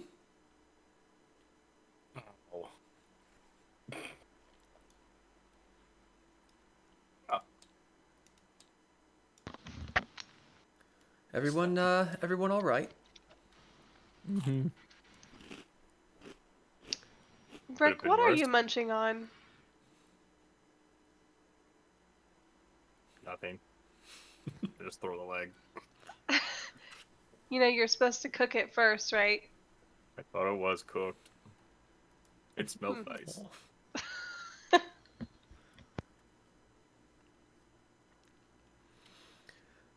Well, if you are all fit to travel, we should probably continue. Maybe keep a watchful eye out. Agreed. Yeah. You okay there? I'm fine. Gonna slightly limp over to the raptor. Doing a super bad job of hiding it. You get back on the Deinonychus. Get your chest like puffed up, like. Yep. Just gonna get on the Deinonychus and you can just see the pain from the crunching of the claw. He's a gimp. Okay, so you all continue your travels. I need someone to make a perception check as you travel along.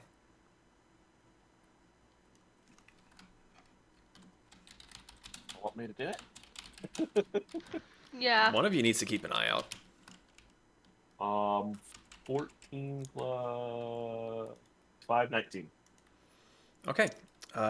Having been the one to have seen this the first time, you know what you're looking for now, and you Me. Kayla. You keep a weathered eye on the horizon looking for shifting sands, and soon enough the sand disappears back into the flat, dry, grassy landscape of the savannah. You all travel for the rest of the day. Nothing seems to happen. Light starts to dim, and it's coming towards the end of the first day on your travels. Lapis is sort of close behind Zahn, making sure you're keeping on the right track, heading toward River Cross. She sees the sun dipping lower and lower, and she sighs and kind of shifts uncomfortably in her saddle, and perhaps we should find a place to rest for the evening.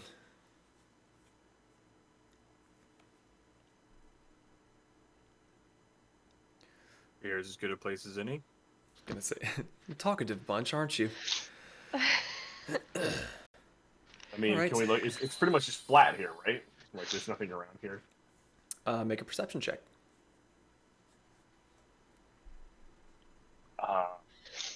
14. 14.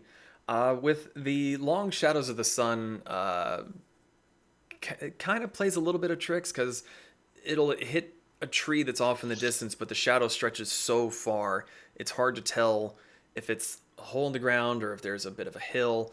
But for the most part, it seems to be just flat, grassy area as far as the eye can see. Okay. As Have good we a place as stopped ever. moving?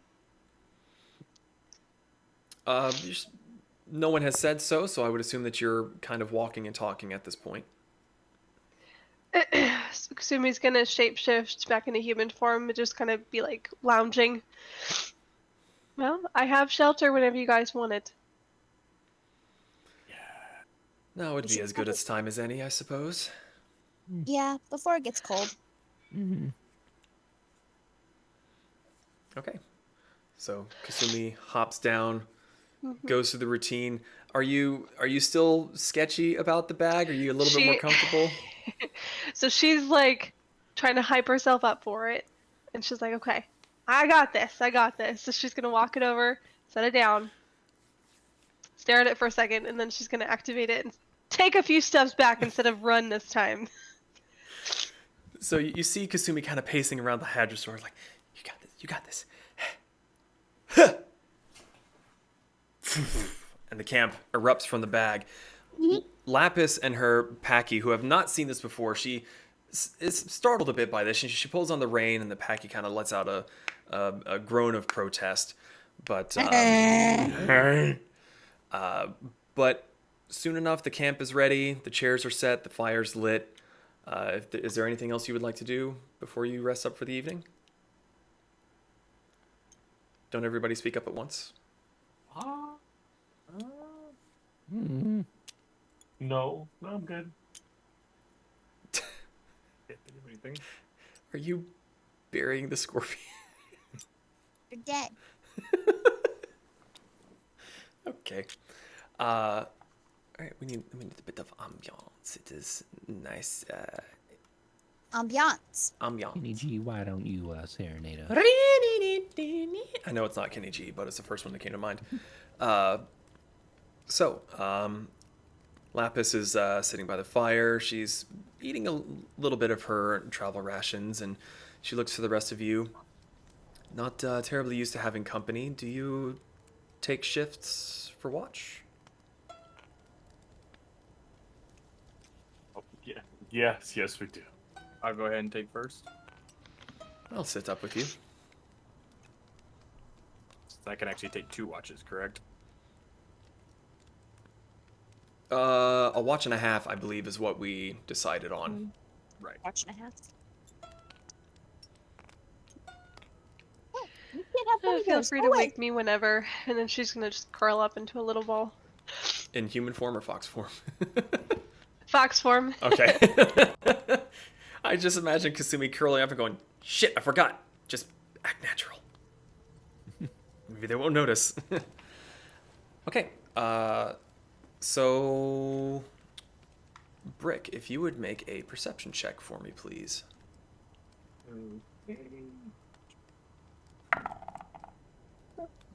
Perception. 15.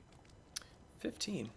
The night goes by fairly calmly.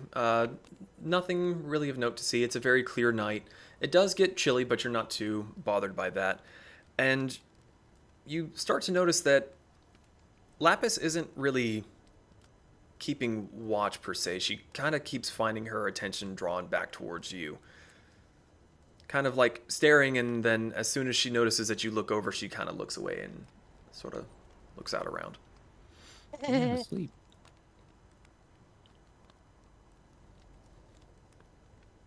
Yes. I've never seen anything like you. You are intriguing. Not surprised. I am the first. That would explain the never seen one before. You look, she kind of gestures at you. You have the gold trimmings of the Aslans. Am I mistaken? You aren't. Is this significant to you? A simple observation. I've seen many types of gold and trinketry in my dealings with the Duke, and that's a big-ass bat.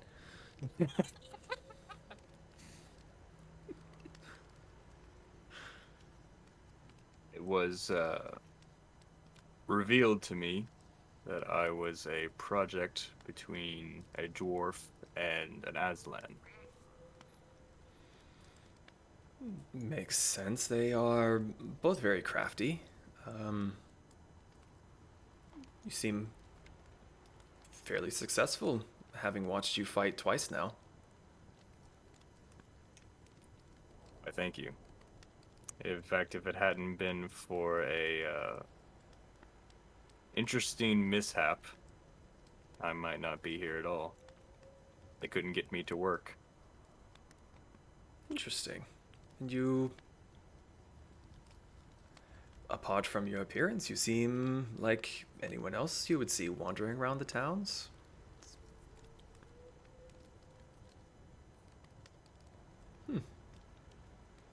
I will admit, it's strange knowing that I am one of a kind. It's a little bit lonely. I don't know. She kind of looks over at the tents that surround you and seem to have quite the capable company. I am lucky I ran into them.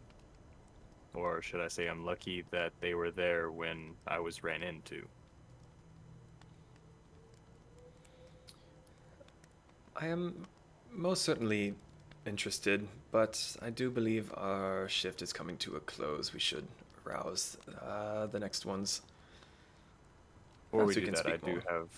Mhm. I do have one question. Of course. As I have told you, I am relatively young. I have knowledge in my head, but I lack much in experience of the world and therefore understanding.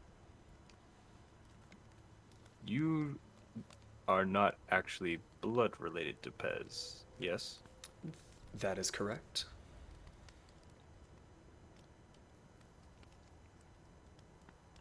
How did was that a common thing with your family? Not particularly. Kobolds are odd. They can be lovely creatures, or they could be in the servitude of less kind individuals and made to be in forced servitude and essentially looked down upon. They are hatched from eggs, and my family was essentially farmers. We worked with livestock, so eggs were a common thing to see. Kobolds usually keep their eggs very well protected, so when Pez hatched, it's not what we expected.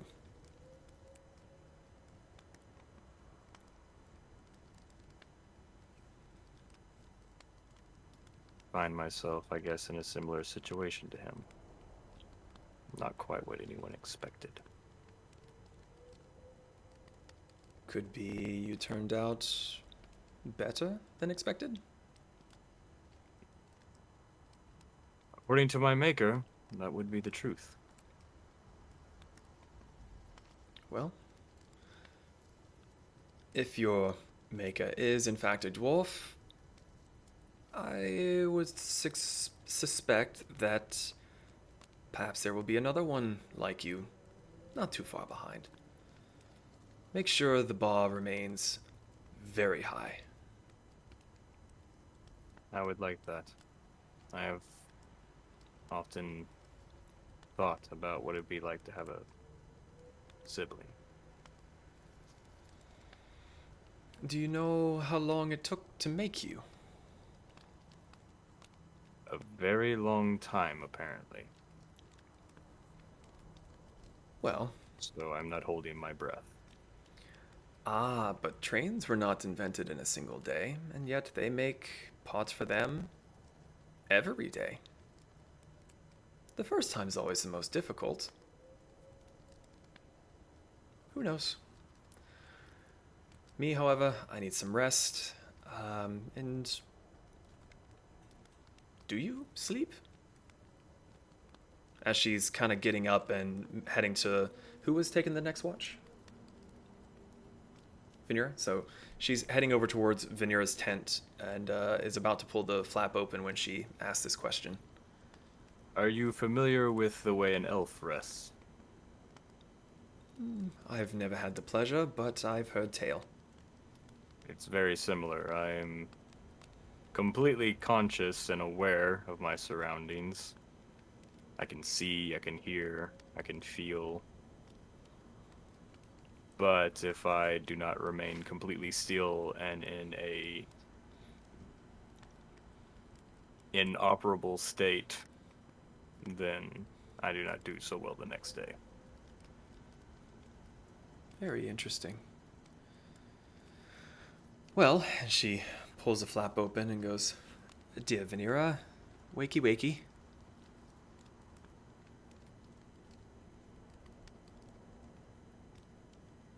You didn't hear it because it was too high pitched, but I screeched. I saw the mouth open. I kind of guessed.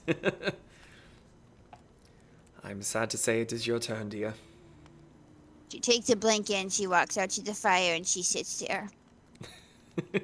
Fuck you. Down, hamburger. What? Sorry, you butthead. Okay, so Lapis takes your place in the tent. Tent flap closes. Is anyone else taking watch with Vanera or just her? Stay up for half of it. Okay. So, Vanera and Brick, it is your choice if you want to make a singular roll with advantage or if you want to make individual perception rolls. Why don't you roll with advantage? My my perception has not been very good. All right. Let's see what I would have gotten though. Which are very nice. Dirty 20. Dirty 20. Did you get anything interesting there, Vanera, just out of curiosity? I would have gotten a 19, so. That's not bad. So you both are sitting there. You notice that one of the moons is in its half state, and the other is, God, I can never remember waxing and waning. I believe the one is waxing, and the one, because it's like wax on and like wane off, I believe. So the one is waxing, and the other, the moon with the rings is in its half state. And Vanera kind of glances up there, and Brick, you see her looking, so you both look. And then there's a little shape that seems to go past it, moving very, very slowly, but it's way, way, way, way, way up there. Otherwise, the night is calm, the night is quiet. Took me a second to realize that the wah was the big-ass duck. So is there anything you two would like to do for your watch before Brick leaves you halfway through? Nope, I'm good. Gonna watch the stars. Yep. Okay. Your watch otherwise is fairly uneventful. Your shift comes to a close. Partway through her shift, Brick is just leaning back and he has to shut off and doesn't realize what position he's in. You just see. Oh. Now, when you shut off, is it a total body lockdown? So you're kind of leaning, you just sort of, eek, or is it a like, Yep. Feet up in the air? Feet up in the air. Okay, so he goes full body lockjaw. Oh, that's new.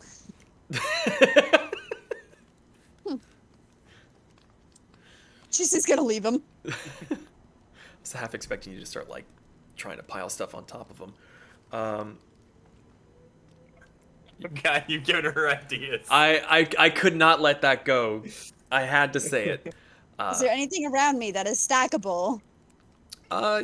You big bats. There's a bunch of grass or some rocks. Might be able to find a twig or two if you kind of search off a little bit. Oh fuck! What's the word? I'm gonna balance the rocks. Just here and there, kind of all over him. Well, no, not all over him, but you know what people do? Like they mess. Oh, up and they make him like sit at weird angles and stuff. Okay. Yeah, they stack the rocks. Okay. So it's a clear enough night, and you stop and you kind of scan around every now and then, but you busy your time with stacking rocks on Brick. Your watch comes to an end, and whoever you need to wake up for the third shift. Okay. I'll wake up Pez. All right. You go over to where Pez is sleeping. You pull the flap open and rouse him and go, get. And then as soon as he's out of the bed, poof, right down into it. Go look what I did to his feet. Oh my goodness, you're an artist. She sets the flap. Pez, would you like to add anything to Brick? I find a bug and put it on top. Okay, so you spend most of the evening putting the bug on top, watching it. It moves away. Pick the bug up, put it on top. Moves down, grab it, put it up top. Make a perception check for me while you're playing with your bug. Bug. You.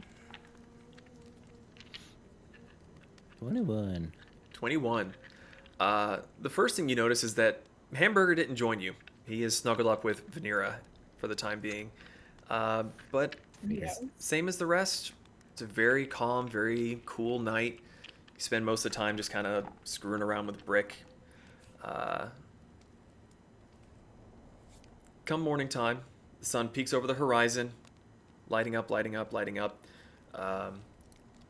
Lapis, seemingly with no sound, just is up, opens the tent flap, comes outside, sees you fucking around with a bug. Ugh. You are about what I remember. She goes to sit next to the fire and starts munching on her travel tack, sort of being polite and letting some of the others sleep for a bit longer. As the minutes go by and she finishes eating, she gets up and goes to tend to her mount and look over the others. And after a little bit more stalling, she turns around, and it's been fairly quiet so far, and you just hear a loud couple claps from her. All right, up and at 'em. Got more to travel today.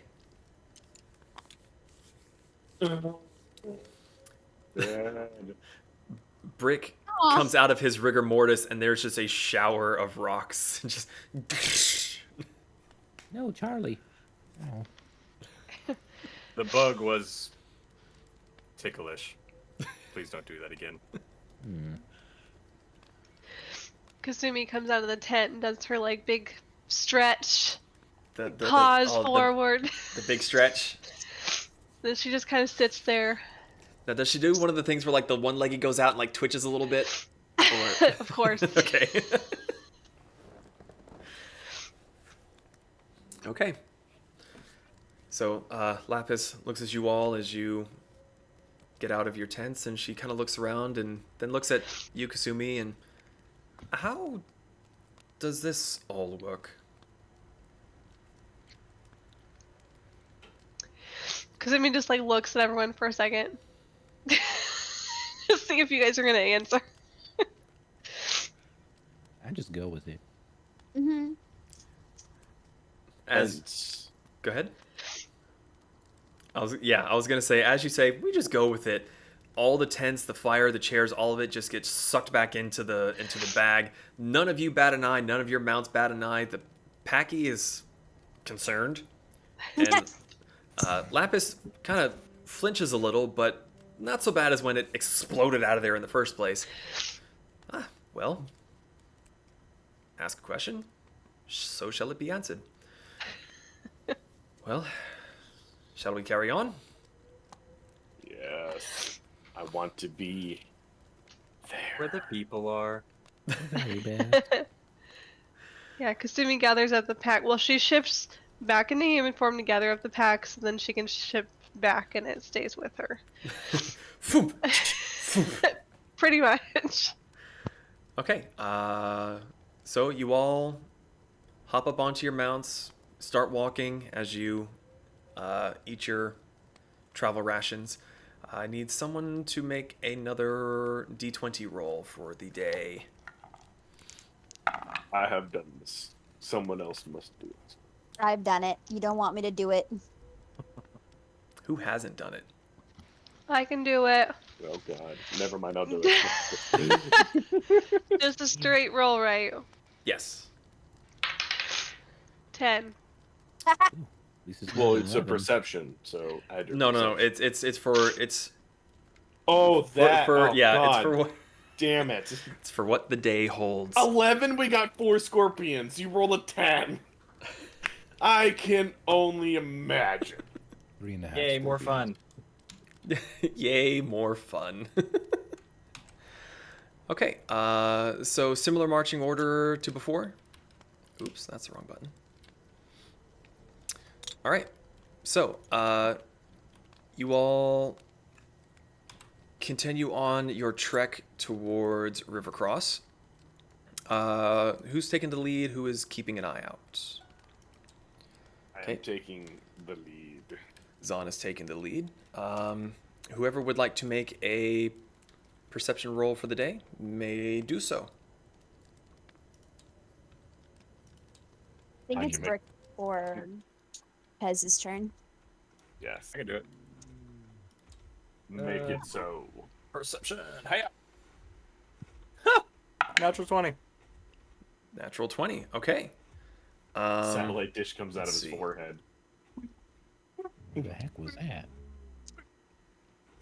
Okay. So.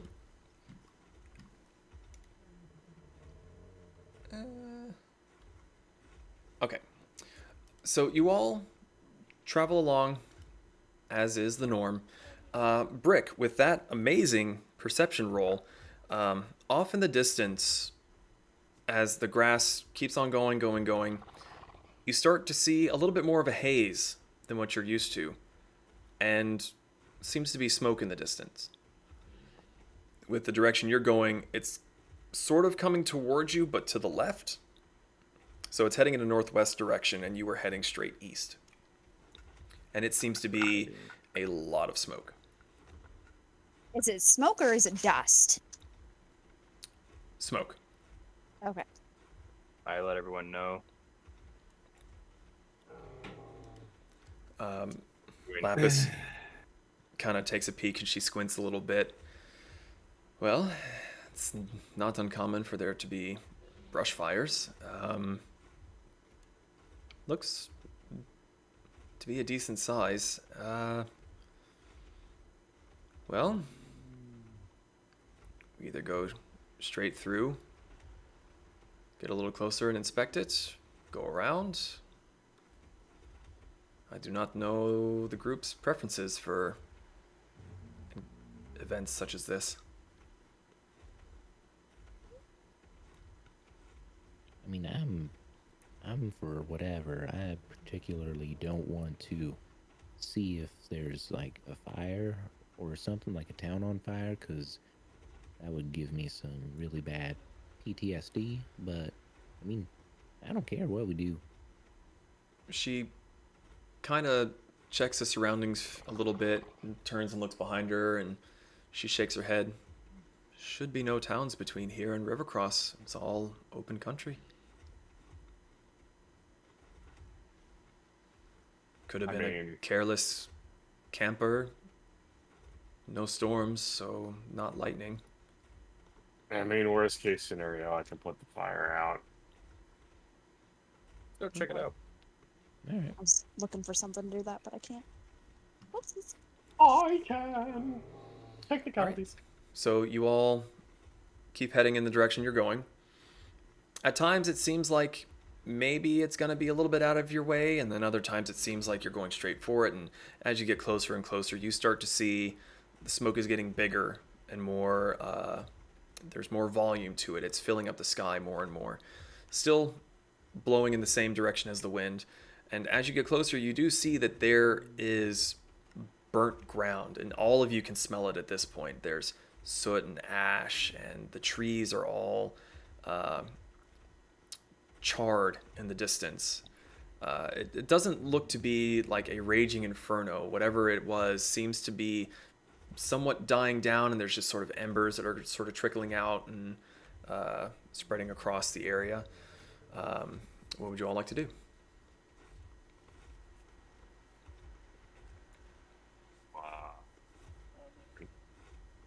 So we just want to go through it. Doesn't really look that bad. Yeah, but just because it doesn't look bad doesn't mean that it isn't. Mm-hmm. I mean, So it's just. Sorry, describe it one more time. It looks very much like the remnants of a brush fire. There was a fire. It sort of torched the entire area. All the grass has basically been burnt away. There's embers everywhere. The trees are all charred black. Some of them are still smoking. A few of them still have tongues of flame here and there, licking over the dead branches. But so far as you can see, there's nothing there but burnt trees and smoke.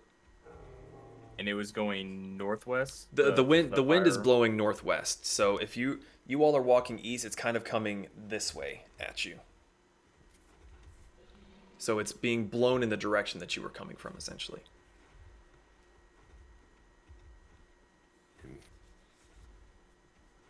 If I look towards, let's see if it was northwest, so southeast. Can I see like the end of it, or is it just go until I can't see it anymore? Make a perception check.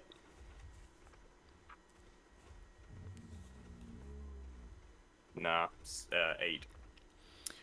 As far as you can see, it's a good couple hundred yards, maybe even further. But with the haze and all, it's hard to tell just how far it reaches. I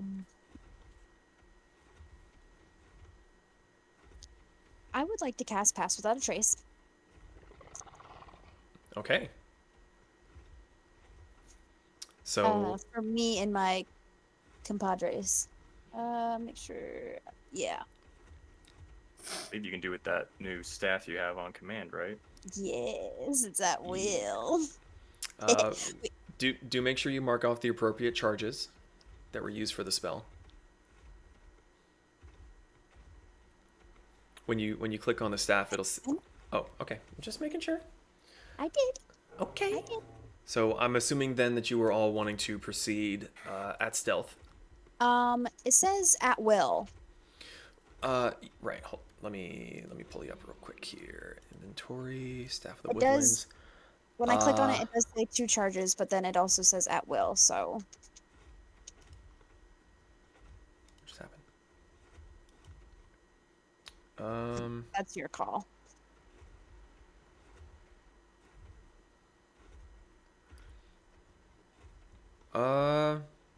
Oh, you can also use an action to cast the Pass Without a Trace spell from the staff without using any charges. Well, there you go. Okay, so if you don't want to use one of your spell slots, then it will use 2 charges of the staff. Right? Oh, then Because the staff is a yeah, magical. no, I get it. You can Okay. also use an action to cast. I'll just use the charges. Okay. Okay, so you cast Without a Trace, and you let everyone know that, like, stay close. Stay sneaky. So if you are going through this stealthily, I need a group stealth check, including your mounts. So everybody just roll stealth thingies. Stealth checks. Disadvantage. I don't It's think they're plus rash. 10 too. Plus 10 to whatever Yes. we roll. Pass Without a Trace gives you a plus 10. Oh, okay. Thank God for Wow. that plus 10. I Yeah. rolled a 19, and then let's see. Extras, my headdressor. What would that be under? The stealth is going to be adding your dex modifier. Adding a dex, and I can't do that, so need dice. Oh no. While she's rolling that, Kasumi, 28. of course. Brick. 23 actually. Even Zon? at disadvantage. I actually rolled a 23 as well. Fucking hell, stealthy bastards. Well, Pets. it's only 13 plus 10. I mean, Path the trace basically go from ching ching ching to ching ching ching. What was that, Pez? 33. Christ, better than the rogue? What the fuck? I rolled low. What about for Juniper? 12. 12? even with the plus 10? Yeah, So plus 10. 22. Oh, okay. Well, Yeah, it's Uh, everyone within a 30 foot radius. and Vanera, what was your mount? I was 19, Mount was 23. Okay. Well, that Pass Without a Trace worked really, really fucking well. You're welcome. So, as you all are very stealthily moving through this burnt area, which there's not a lot to hide behind, but you kind of, with between Lapis and Pez and even Vanera kind of helping out with this, you keep moving towards the trees that are really, really smoking. You're using the smoke to kind of help yourselves move along. And you're going quite slow, and eventually you hear a crackling, roaring sound off to your left.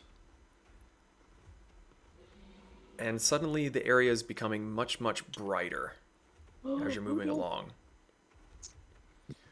One of the nearby trees erupts into a column of flames that just burns and swirls and the tree is no longer there.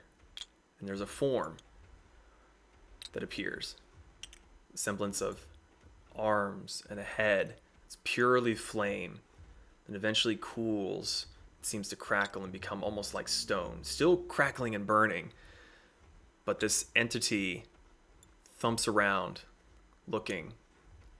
But with your high stealth rolls, you happen to be in the right place at the right time to be hidden within the smoke. Y'all.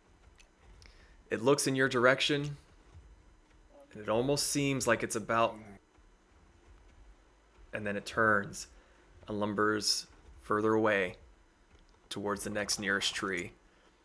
Its form glows brighter and brighter, and it sucks into the tree and disappears for a while. And after a few minutes, the tree gets brighter and brighter, and another column of flames as the tree is completely consumed. It reforms and moves on to the next tree and the next tree. You all sat there for some Y'all. time trying so hard, eyes stinging, lungs burning. Brick is just like, I don't know what you guys are struggling for. This is fine. And eventually, it's far enough away that you dare to move ahead. And even Lapis, you've seen Lapis at this point calm, cool, collected. She looks terrified. And she's just, it's like, go, go, go, go, go, go, go, go, go, go. What is that thing? What is that? DM, can I make an Arcana check to see if I have in my files exactly what that was? Because I have some guesses, but I want to see for sure. Anyone that is proficient in Arcana may make a check here. Proficient? Proficient. It's gotta have the little dot. Oh, Okay, Pez that's gonna is- be a 24. 18. 24, 18. Pez, did you roll? No. No? Okay. No, no, No. no. What about Hamburger? Did Hamburger roll? Come on! Oh God. The endless void has to know! He roll. He rolled a. You're muted there, Kirsten. I got a dirty 20. Ooh, man. Okay, so you all put some distance between you and that entity. And when you feel like you're far enough away to where you can't even hear the roaring of its flame anymore, the three of you, Brick, Kasumi, and Vanira, kind of look at each other and just go, that was a fire elemental. Holy fuck. That was a fire elemental. Holy fuck.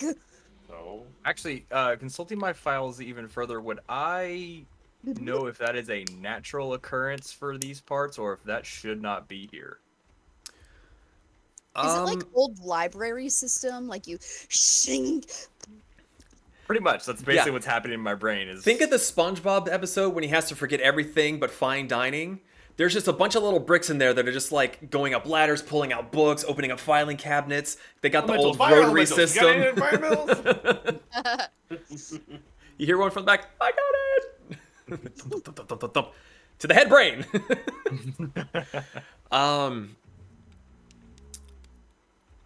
Make a history check for me. Because you know of the creatures, but this area is still a little unfamiliar to you. okay. The hiccup really hurt. It's gonna be a dirty 20. Dirty 20. We're on a fucking roll tonight. Yeah, for real. I've rolled 2 natural 20s and all. Wow. You're not 100% sure. You're not terribly familiar with this area, but in your time so far, that didn't seem right. That didn't seem like it should have been here. But you also don't really have the facts to kind of back that theory up. But you've got that feeling deep in your core that's something happened that maybe shouldn't have happened.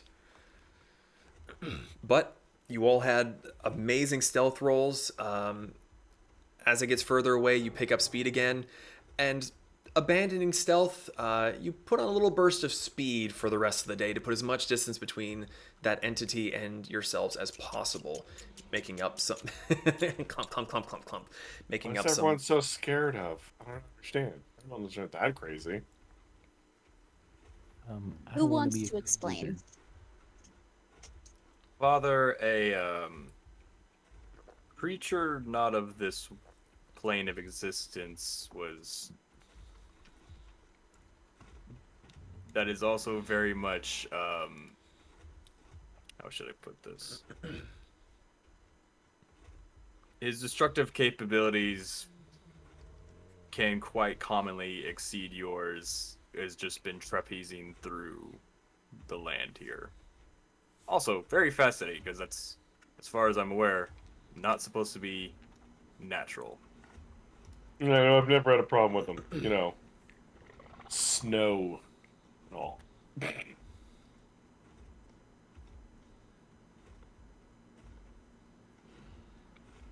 No. Well, Vanira. Hmm? Thank you. Of course. I want to go back and ask it its name. I'll be right back. No, please, don't anger it. It is fascinating, though. That should not be here as far as I'm aware, and that is not a normal occurrence in this region. I Wonder how have it got there. been here my whole life, and I've never seen anything like that, ever. Fascinating. Well, let us put as much distance between us and it as possible, yes? Yeah, sure. Why not? Wait for the best. Vanira does her magic girl speed boost, and the Hadrosaurus comes clomping past the rest of you, leaving you in the dust, like, come on! So, you spend the rest of the day moving a little bit faster than normal, so you make up the time that you had been stealthing, and then some. Again, the night comes down, the camp is made, you all take your watches. Fast forwarding a little bit here. Nothing eventful happens throughout the evening. The next day comes to, you all awake, eat, take care of your mounts as needed, and for the next day's travel, who wants to roll this time? Ooh, I do. You do? Just a natural 20. Yeah, just a 20, right? Yes. Damn, I was really looking forward to that. 18. What was it? 18. 18. Okay, very interesting. Very Oh, God. interesting. Oh, God. God damn it! Okay. So, Y'all, enough. again, the day seems to be going quite nicely. It's a very bright, hot day.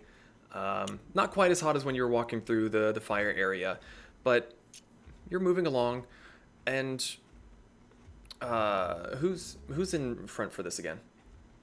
Zon, perception check for me, please. And anyone else that wants to make a perception check may, as you're traveling along. Doesn't have to be just one person. I'll go ahead as well. It's a secondary 20. I rolled another 15. 22. Okay, 10. Kasumi, we sped through the night and headed on for another day. Vanira rolled an 18. Zon and Brick are keeping an eye out today. As you were traveling along, you see off in the distance there's trees, more trees than what you've seen. I mean, there's been like a tree over there. You pass by a tree here. There's one way the fuck over there. But there seems to be, a little bit of a larger grouping of trees that you're coming towards. And you're getting closer, and it's not like you're going through these trees, and it's not like it's complete cover, but there's like tree. There's plenty of room to move through, and it's not by any means complete cover, but there are quite a few around you. As you're passing through, you, especially with those two rolls, you see a bit of dust in the distance. And the plume is getting bigger. And Zon, with your radar dishes for ears, you start to hear a little bit of a dull rumbling. It's getting louder, like the stamping of many, many feet.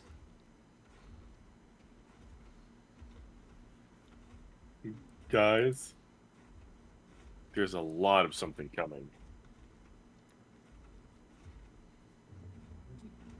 Should we, Is there anywhere to hide? excuse me. I've already stealthed once in the last 2 days. I am no coward.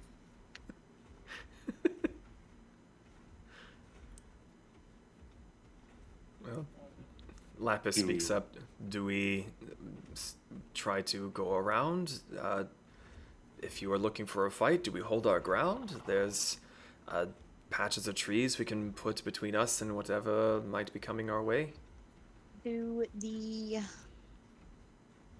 roars sound familiar? It's not so much roaring, it sounds like many, many heavy feet. Just like the thundering, I would say the thundering of hooves, but you can't see it yet, so you don't know if it's hooves or not. I'm gonna cast Thaumaturgy. Interesting. And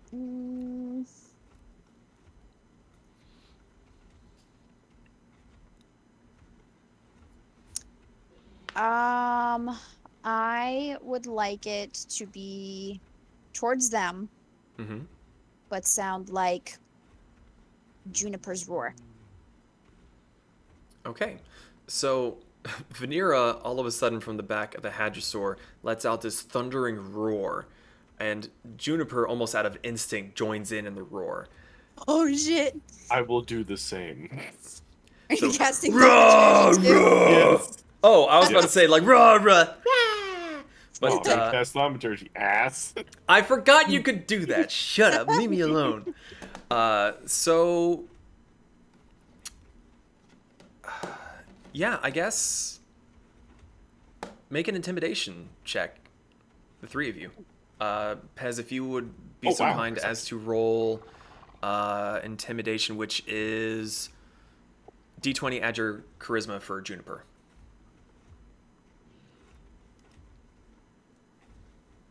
12. 12. Zon? 15. 15. Juniper? Yeah, it was a natural 20 minus 3. Okay. Well, Zon and Vanera do their damnedest to sound like an Allosaurus, and then they actually get to hear an Allosaurus, and they're like, oh, next time we'll nail it. So the sound gets closer and closer and closer, and you keep having to stop and start the roaring, and you're getting better at it the more you do it, and Juniper seems to be really enjoying this and really getting into it. The cloud is still coming towards you, and as it's getting closer, you see that it seems to be a herd of stegosauruses just bolting your direction. The kind of stampede that this may not work out too well in your favor, but the roaring that you've been doing with Juniper's massive success, the head stegosaurus sees you and decides to veer off more towards the north. They're still about a couple hundred feet away from you, and some of them start getting really close as they start to notice that everything's moving. They're colliding into trees. They're knocking them down, splintering some of them. You guys were pretty damn ballsy with that, but the herd cuts north away from you, and you're all just like, even Lapis is like, I cannot believe that worked. So, Sorry. what? Wish I would have used Sleet Storm to freeze the ground.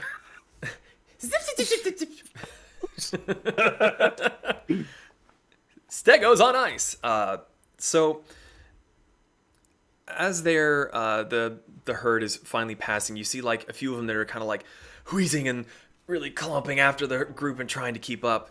Vanera, make a perception check. Yeah, make a perception check. Let's say there was more. I was trying to think of 9. 9. Even with your capabilities, there's a lot out there with the broken trees and all. Sit there for a bit. And you're like, I think they're gone. You listen for a while. No sound. What would make a stampede? The middle of nowhere. Happen. Big critter.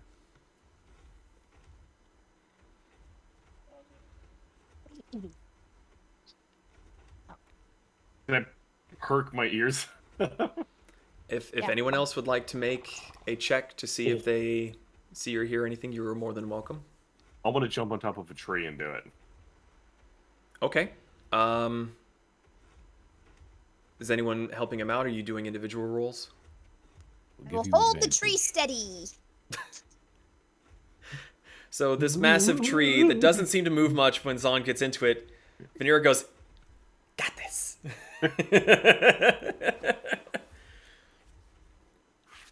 Okay, Alright. so I will give Zon an advantage on this since the rest of you are keeping an ear and eye out. It's a good thing you did. Perception +5, so it'll be a 21. 21. 21. 21. So you're up in the top of this tree and you poke your head out, ears twitching around. You see the dust cloud moving off into the distance, getting further and further away.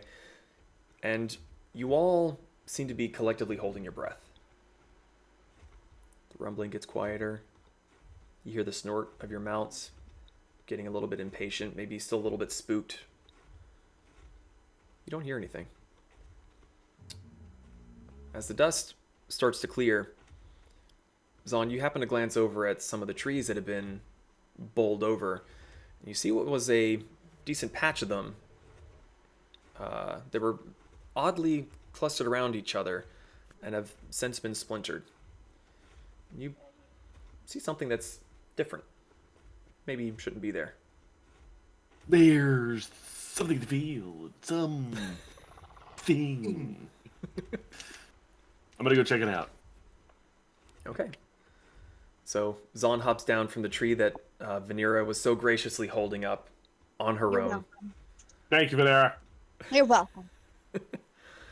Okay, so you go and check out the tree, or the copse of trees.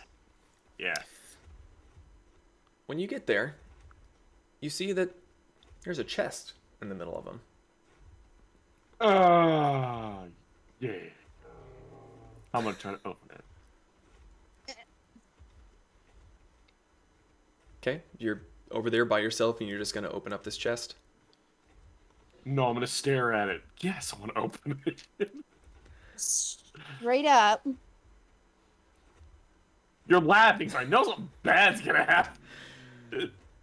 I was just waiting for your party members to maybe do something, but okay. So you go to the chest and you're like, Wait! haha, got this.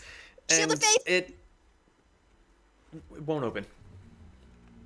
I want to freeze the lock. And then hit it really hard. Okay. What spell are you using to freeze it? That's a good question. Let's see here. I know you have quite the repertoire, but I'm not just going to let you Yes. say, freezy freeze. You got to use something. I will use... I'll just Howling Blast.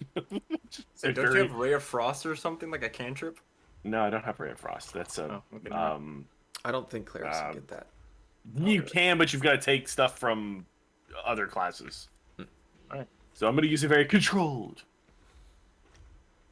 So you see Zon, the rest of you see Zon head towards these knockdown trees, and you see him kind of wrestling with something, and he goes, whoosh! Yeah, it's just... So you feel like you've sufficiently frozen up the lock, and then you are hitting it.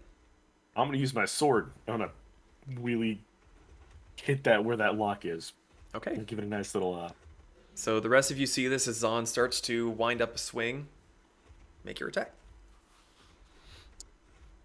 Ooh, 17 plus 7? 24? Okay. You swing your sword at it, and oddly, it ricochets off the lock. There's just a loud clang and like a weird kind of ringing, and you felt that in your forearms. You're just kind of like, I'm okay. I'm fine. Hearing this, Brick is gonna walk over. Rick, I want the chest. I examine the chest. Do I know what type of... Is it made out of a special material? Make an investigation check.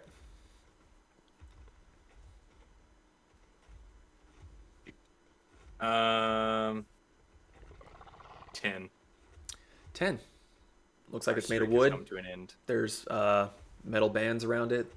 The lock looks to be made of metal. But you saw him really give it his all. Really give it his all. Kasumi, would you like to try this? Cause I'm sure you're pretty skilled at doing something like this. Do we even know what it is? It's mine. She's gonna walk up to it and then hold on, let me get my phone loaded. While she's walking up, Brick is gonna like try to pick it up. Like, is it heavy? It's got a bit of heft to it. It's not impossible for any of you to carry it. But I mean, it's about as heavy as you would think a wooden chest about yay big, with iron bands around all the corners and all the rounded parts. Kasumi is gonna walk up and cast Identify on it. Okay. I should have thought of that. At the same time, can I cast Detect Evil and Good? You cast your spell, and it's a really evil chest. No, it's you don't really get anything pinging off of it, thankfully. Nothing from the inside, and nothing in the surrounding area either. Whatever spooked those Stegosauruses was either gave up the chase a long time ago, or maybe they were just running around for the fuck of it. And you, what did you do again, Kasumi? I'm sorry. Identify, to basically figure out if it's a magic item, learn its properties, how to use them. Okay. I can learn if any spells are affecting it. No. Playing with a water bottle and he's tossing it around, so I'm trying to get him to toss. So you cast Identify, and there doesn't seem to be anything overly special about the chest, but the lock does appear to be magical. Not so much in the sense of a trap, but more resistances. Okay. Which would very likely explain its Zahn's unfortunate incapability of shattering it. Oh, I'll shatter it. One way or the other. Okay. I may even just use shatter. Sorry. So, if I learn if there's any spells, affecting it, or I can learn the properties and how to use them, does it tell me what type of trap it is? It's not trapped. The spells that you sense are on it all seem to be to protect the lock from physical and magical damage. But there's nothing on there to say this opens and it's going to explode. Gotcha. It seems more just to keep people from getting into it versus actually harming. Okay. I can give it a shot, and I can take out my thieves' tools and try to open it. Go for it. Yeah, please. Roll thine dice, O sickly one. Okay. With advantage. What Yeah, is the skill check for that? Sorry, two people are talking. What? Sorry. Oh, what's the skill check roll for? I believe it's your. Is it sleight of hand? I believe it's a D20 with your dex, and then add your proficiency since you have the tools. Okay. And you have advantage. Why does she have You have advantage? Because I'm special. I let her have advantage because it really wants in that fucking chest. That's not You how can this give is her gonna... guidance. No, I literally can give her advantage. Luck. Oh, So it's my dexterity plus my proficiency? correct. Okay, alright. And he gave you luck, so you got advantage. Oh, I have advantage? Okay. Alright. That's a natural 20 plus 10. Natural 20 plus 10, so Plus you 10. straight up got a 30. Okay, so you all sit around, even with Zon just over your shoulder, you manage to focus down and you go and you start working it with expert fingers. You've done this a million times before. And in no time flat, you hear a tink. Roll a d6 for me, please. That looks really creepy on my. I was a 3. A 3. Okay. So you open the chest and you see inside of it what appears to be a singular glove. The glove looks like it comes to be up about elbow height. There's a metal plate that comes across the knuckles, and all along its length are vials, about 5 vials, one that's already sitting on the plate, and 4 more reaching up the glove, which seems to be a ratcheting system up towards the top. And the vials seem to be filled with some sort of liquid.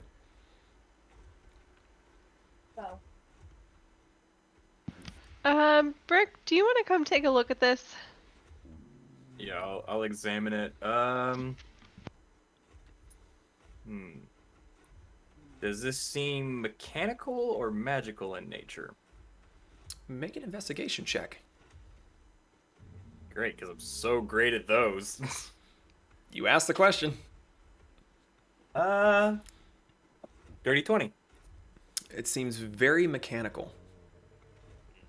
The vials you're not too sure about, but the glove itself and how the vials are attached to it is very mechanical. The vials seem to be on a bit of a track with rope and chain going from them to the little ratcheting system that sits up closer to the elbow.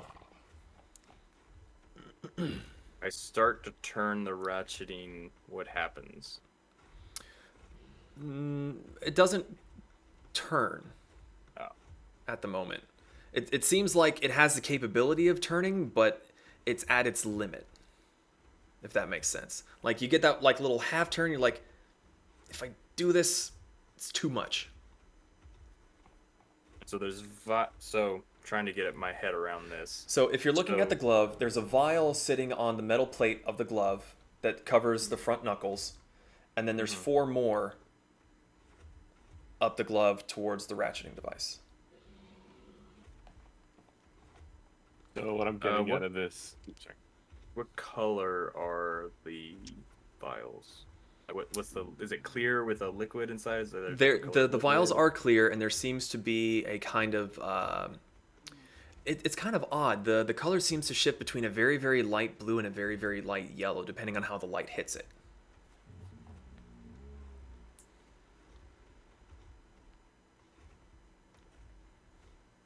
They give off a magical signature, like a potion?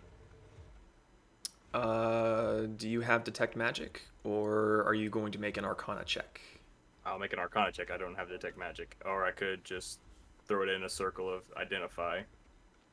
I'm just gonna throw it in a circle of identify just to be safe. It'll take me about 10 minutes. Okay.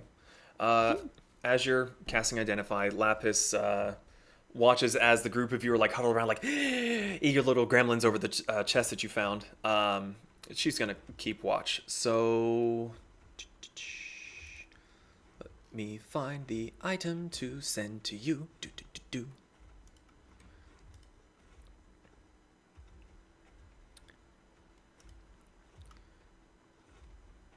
Okay.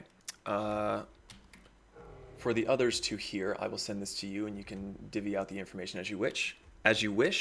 What you found was knockdown gloves. I get knocked down. Then I get up again. Oh, that's cool. Okay, so as I finish, as I'm in the process of identifying, as new information comes to me, I will convey it. This is this brown leather glove with a metal plate covers the front fist. The track to secure the vials. Can only hold 5 vials at a time, with a new vial being ratcheted into place once the previous vial is used. As a bonus action, the wearer can make a melee strike against a target within 5 feet of them. On a success, the vial explodes, dealing 2d8 force damage, forcing the target back 15 feet. Target must make a DC 15 dexterity check or be knocked prone. If the attacker rolls a 5 or... Oh, no, sorry. If the attack roll is a 5 or lower, the user must make a dexterity check or be knocked prone. New vials must be purchased or crafted.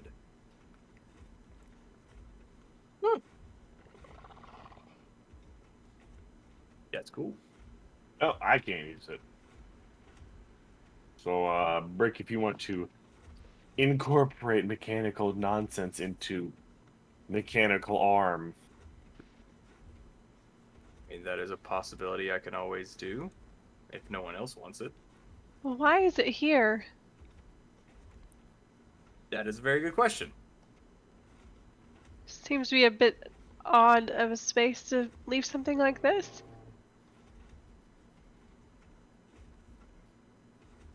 I'd be lying if I said I haven't hid treasure in crazier places.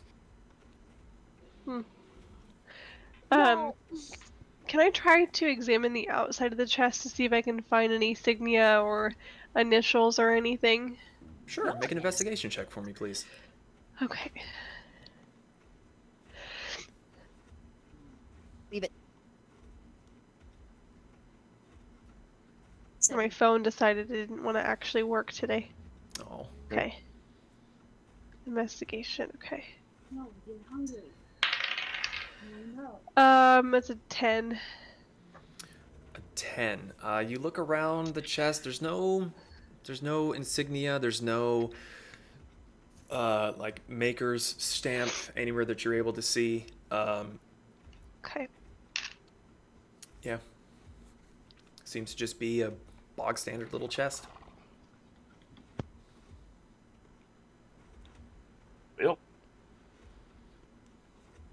Brick, she's all yours unless you want. Give it to somebody else. I mean, you. Other than me, you're the only person who really goes up and punches things. You hear Lapis kind of wander over and take a peek at it.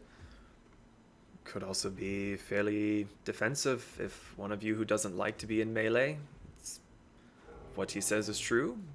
Say, sounds like a great way to, Pez, how would you say, make them back the fuck off? Mm-hmm. That is very true. Great for Pez. Everything Yeah. seems to get in his face. Pez, would you like this item? If it'll fit me, sure. If it doesn't, I'm sure I could adjust it. Bricks, since you have investigated it, you do see that there are many adjustable straps. The fingers could possibly be a problem, but as far as securing it to the arm itself, there are ways of strapping it down and being secure. See Zon sitting there with a spool and some thread. We make the permanent edition. Yeah, sure. Either give it to me or turn Hamburger into a rooster. Boom! Oh my gosh, that would be hilarious. Hamburger just runs up and headbutts an Allosaurus. It's just, Goosh! Allahu into- Akbar, god damn. Could make it into like a sock hood. So it's like you cut off the you cut off the fingers and you just slip it over his head.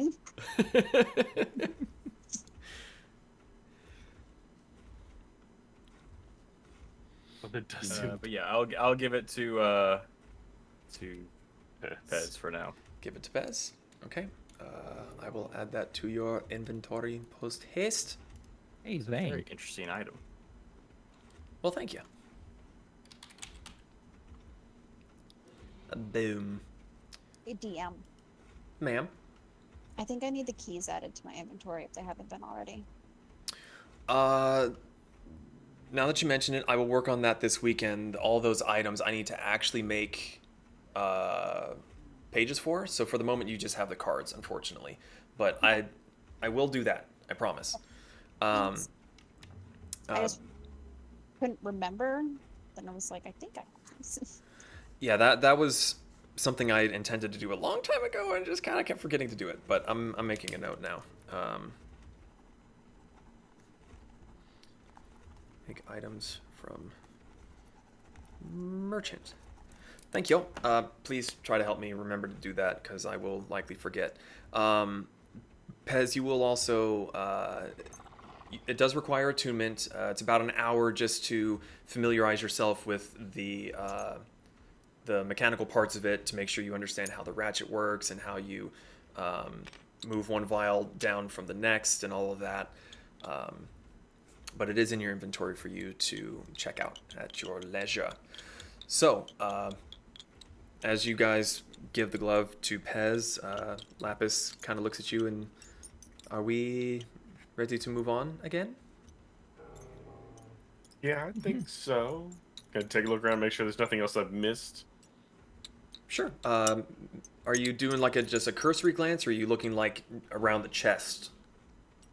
That and the area around the knocked over trees.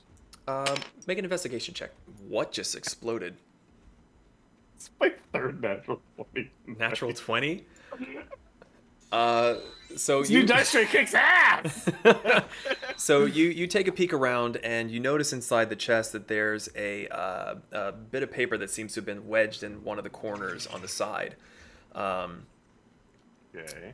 As you pluck that out and you read it, it seems to be sort of a hastily written note. And some of the letters are kind of worn off. It seems like this has been here for a very, very long time. Even kept in a chest, time has not been kind. And it seems to say something along the lines of, partner is greedy, gotta hide it, pretend it was stolen, find it later. Well, I don't think this is anybody's. Anymore. Other than ours. and with that natural 20, and having read the note, it's fairly easy for you to deduce that from how thick the trees had grown around it and just how close the trunks were packed to the wood, it would seem that that chest was put there when the trees were much younger. And then they grew up around it. And would have completely missed it had those creatures not smashed it over. Smashed it. So, for the sake of brevity and trying to move along just a wee little bit, you all mount up. Pez is playing with his new toy. And Pez, you can decide left or right hand. Doesn't really matter, but it is just the one singular glove. You all continue for the rest of the day.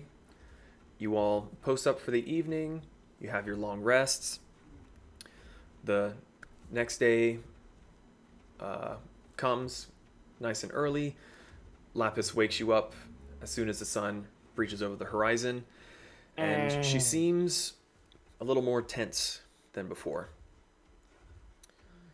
She looks around at all of you as you get up, trying to stall a little bit for Veneer to come back. We should approach Rivercross by the end of the day. Today would be the day, if any, for you to take on your personas.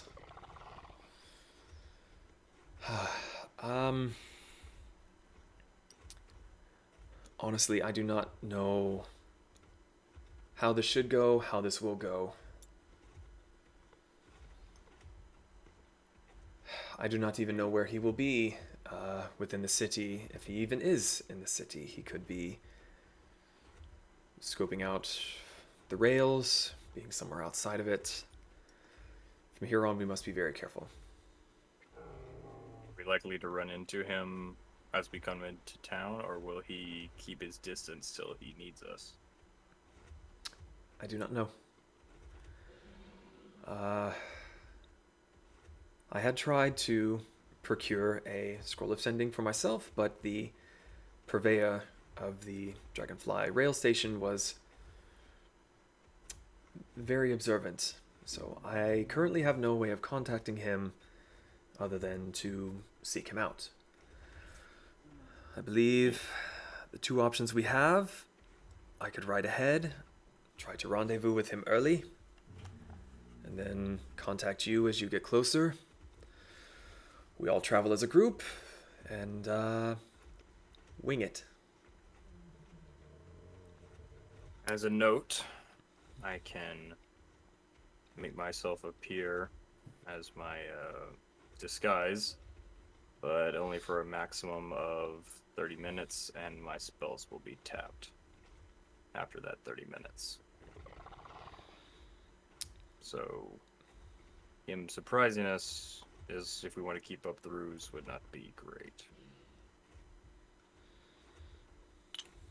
What? So then, at best, you would be better suited for staying at a distance so that your clothing would theoretically be your best asset. At least considering that we don't meet him out in the open. If we are in the city, a better chance. She seems nervous at this point. Did my Goliath counterpart have tattoos like a normal Goliath? Oddly, no. This one seemed to be very plain. Okay. That's good. Either that or his entire body was one big old tattoo. I'm gonna walk over and pat Lapis on the. Wait a minute, she's. You can reach your lower Wow. back. Don't worry, I've been winging it since. Ever. I've been just fine. You have all proven that time and again in our short journey. I suppose... How to ask? This is a matter of revenge for Pez and I, but you all have just as much say in how we go about this as I suppose. To keep it short, dead or alive. What's he worth more as? What was that? Sorry? What was he worth more as? I believe there are many that would like to watch him swing. Pez, what's the difference in pay? A Since lot. Pez usually has the paperwork. It's a lot. So, like, how much difference is if he did? Let me look at this here wanted poster. DM. From your experience, you don't do that much bounty hunting, but you've seen the posters. You know that the dead or alive fluctuates anywhere between 20 to 40% difference, depending on the individual. Alive. It will be much more difficult to capture him alive. He is wily. Listen. You do know that alive just means like he's still breathing. He doesn't have to have arms or legs or. I'm aware. So we can cut all of those off. So when he hangs, he's just a torso. You're muted, I Veneer. love Veneer. Is there something wrong, Veneer? Well, Didn't say anything. oh, okay. Wasn't sure. I saw the mute icon. Wanted to make sure. Oh, I mean, yeah, we can always, chop off his arms and legs. I'm okay with this. I mean, not after the fact. That's like if we happen to be in battle and his arm happens to fall off while we're still in battle. Fall off. I mean, like- you never Listen. know. Like the Why, you little- like Damn it! It's the top of his arm with the sword. His arm just kind of falls off. You turn him in, and he's like, he only has one arm. Yeah, I thought it was always like that. Zach, TDK, Suicide Squad. Yeah. Oh, that too. I'm thinking the Black Knight from the Holy Grail. Same here. I thought you said that was me too. Tis only a flesh We'll call it a wound. draw. Tis but a scratch. A scratch? Your arm's off. No, it isn't. What's that? It's a flesh wound. You lie. That's really long. Listen, why don't we try to take him alive, and if it becomes a problem, we'll kill him. Why does she look With so long? extreme prejudice. Prejudice? Prejudice. Fuck you, it's not my first language. How about this? Jesus, Give Snape. me an hour or two. I'll go ahead, see if I can at least locate him, where he might be, Okay. and I will rendezvous, and we can discuss from there. I mean, that's That shouldn't be a alright. big deal. I can track. I mean, I can be aware of. I can hear when you're getting close. If we aren't coming into town if we are not coming into town together, perhaps it would be best if we were not in our disguises until we knew for certain we were going to meet up with him. That's also a good point. That would Yeah. work. I'm sure I can come up with something to distract him from your absence for a time. They were complaining about middens, weren't they?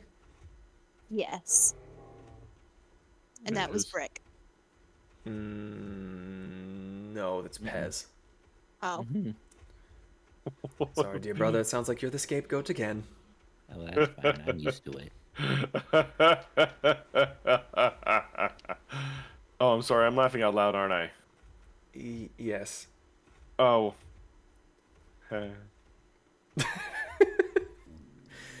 Very well. Give me 2 hours time. I will ride ahead, see if I can find him. I think we'll have enough time to run an errand. I do not know what his plans entail. He could be trying to hit the trains today. There is no way to know. I will give you word as soon as I find anything. And I am quite familiar with this particular worker of the Dragonfly Station. I should be able to procure a scroll or two and be in touch.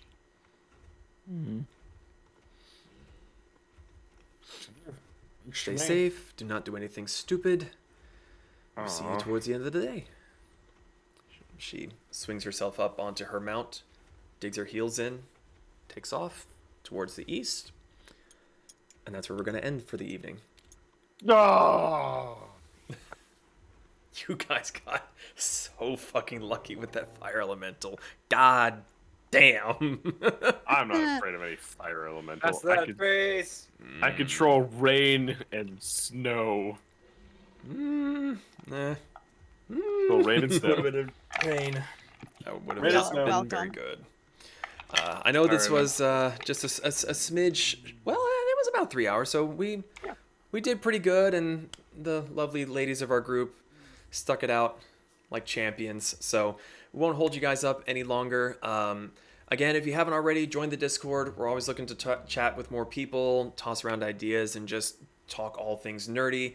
Again, if you would like to support us, we have the Patreon. It's not required, but always very much appreciated. Unless Vanera has anything to say about it, in which case it's mandatory. Your buddy in the bag. Put your money in the bag so we don't lose it. So, again, That'd be we really play... cute, though. Sorry?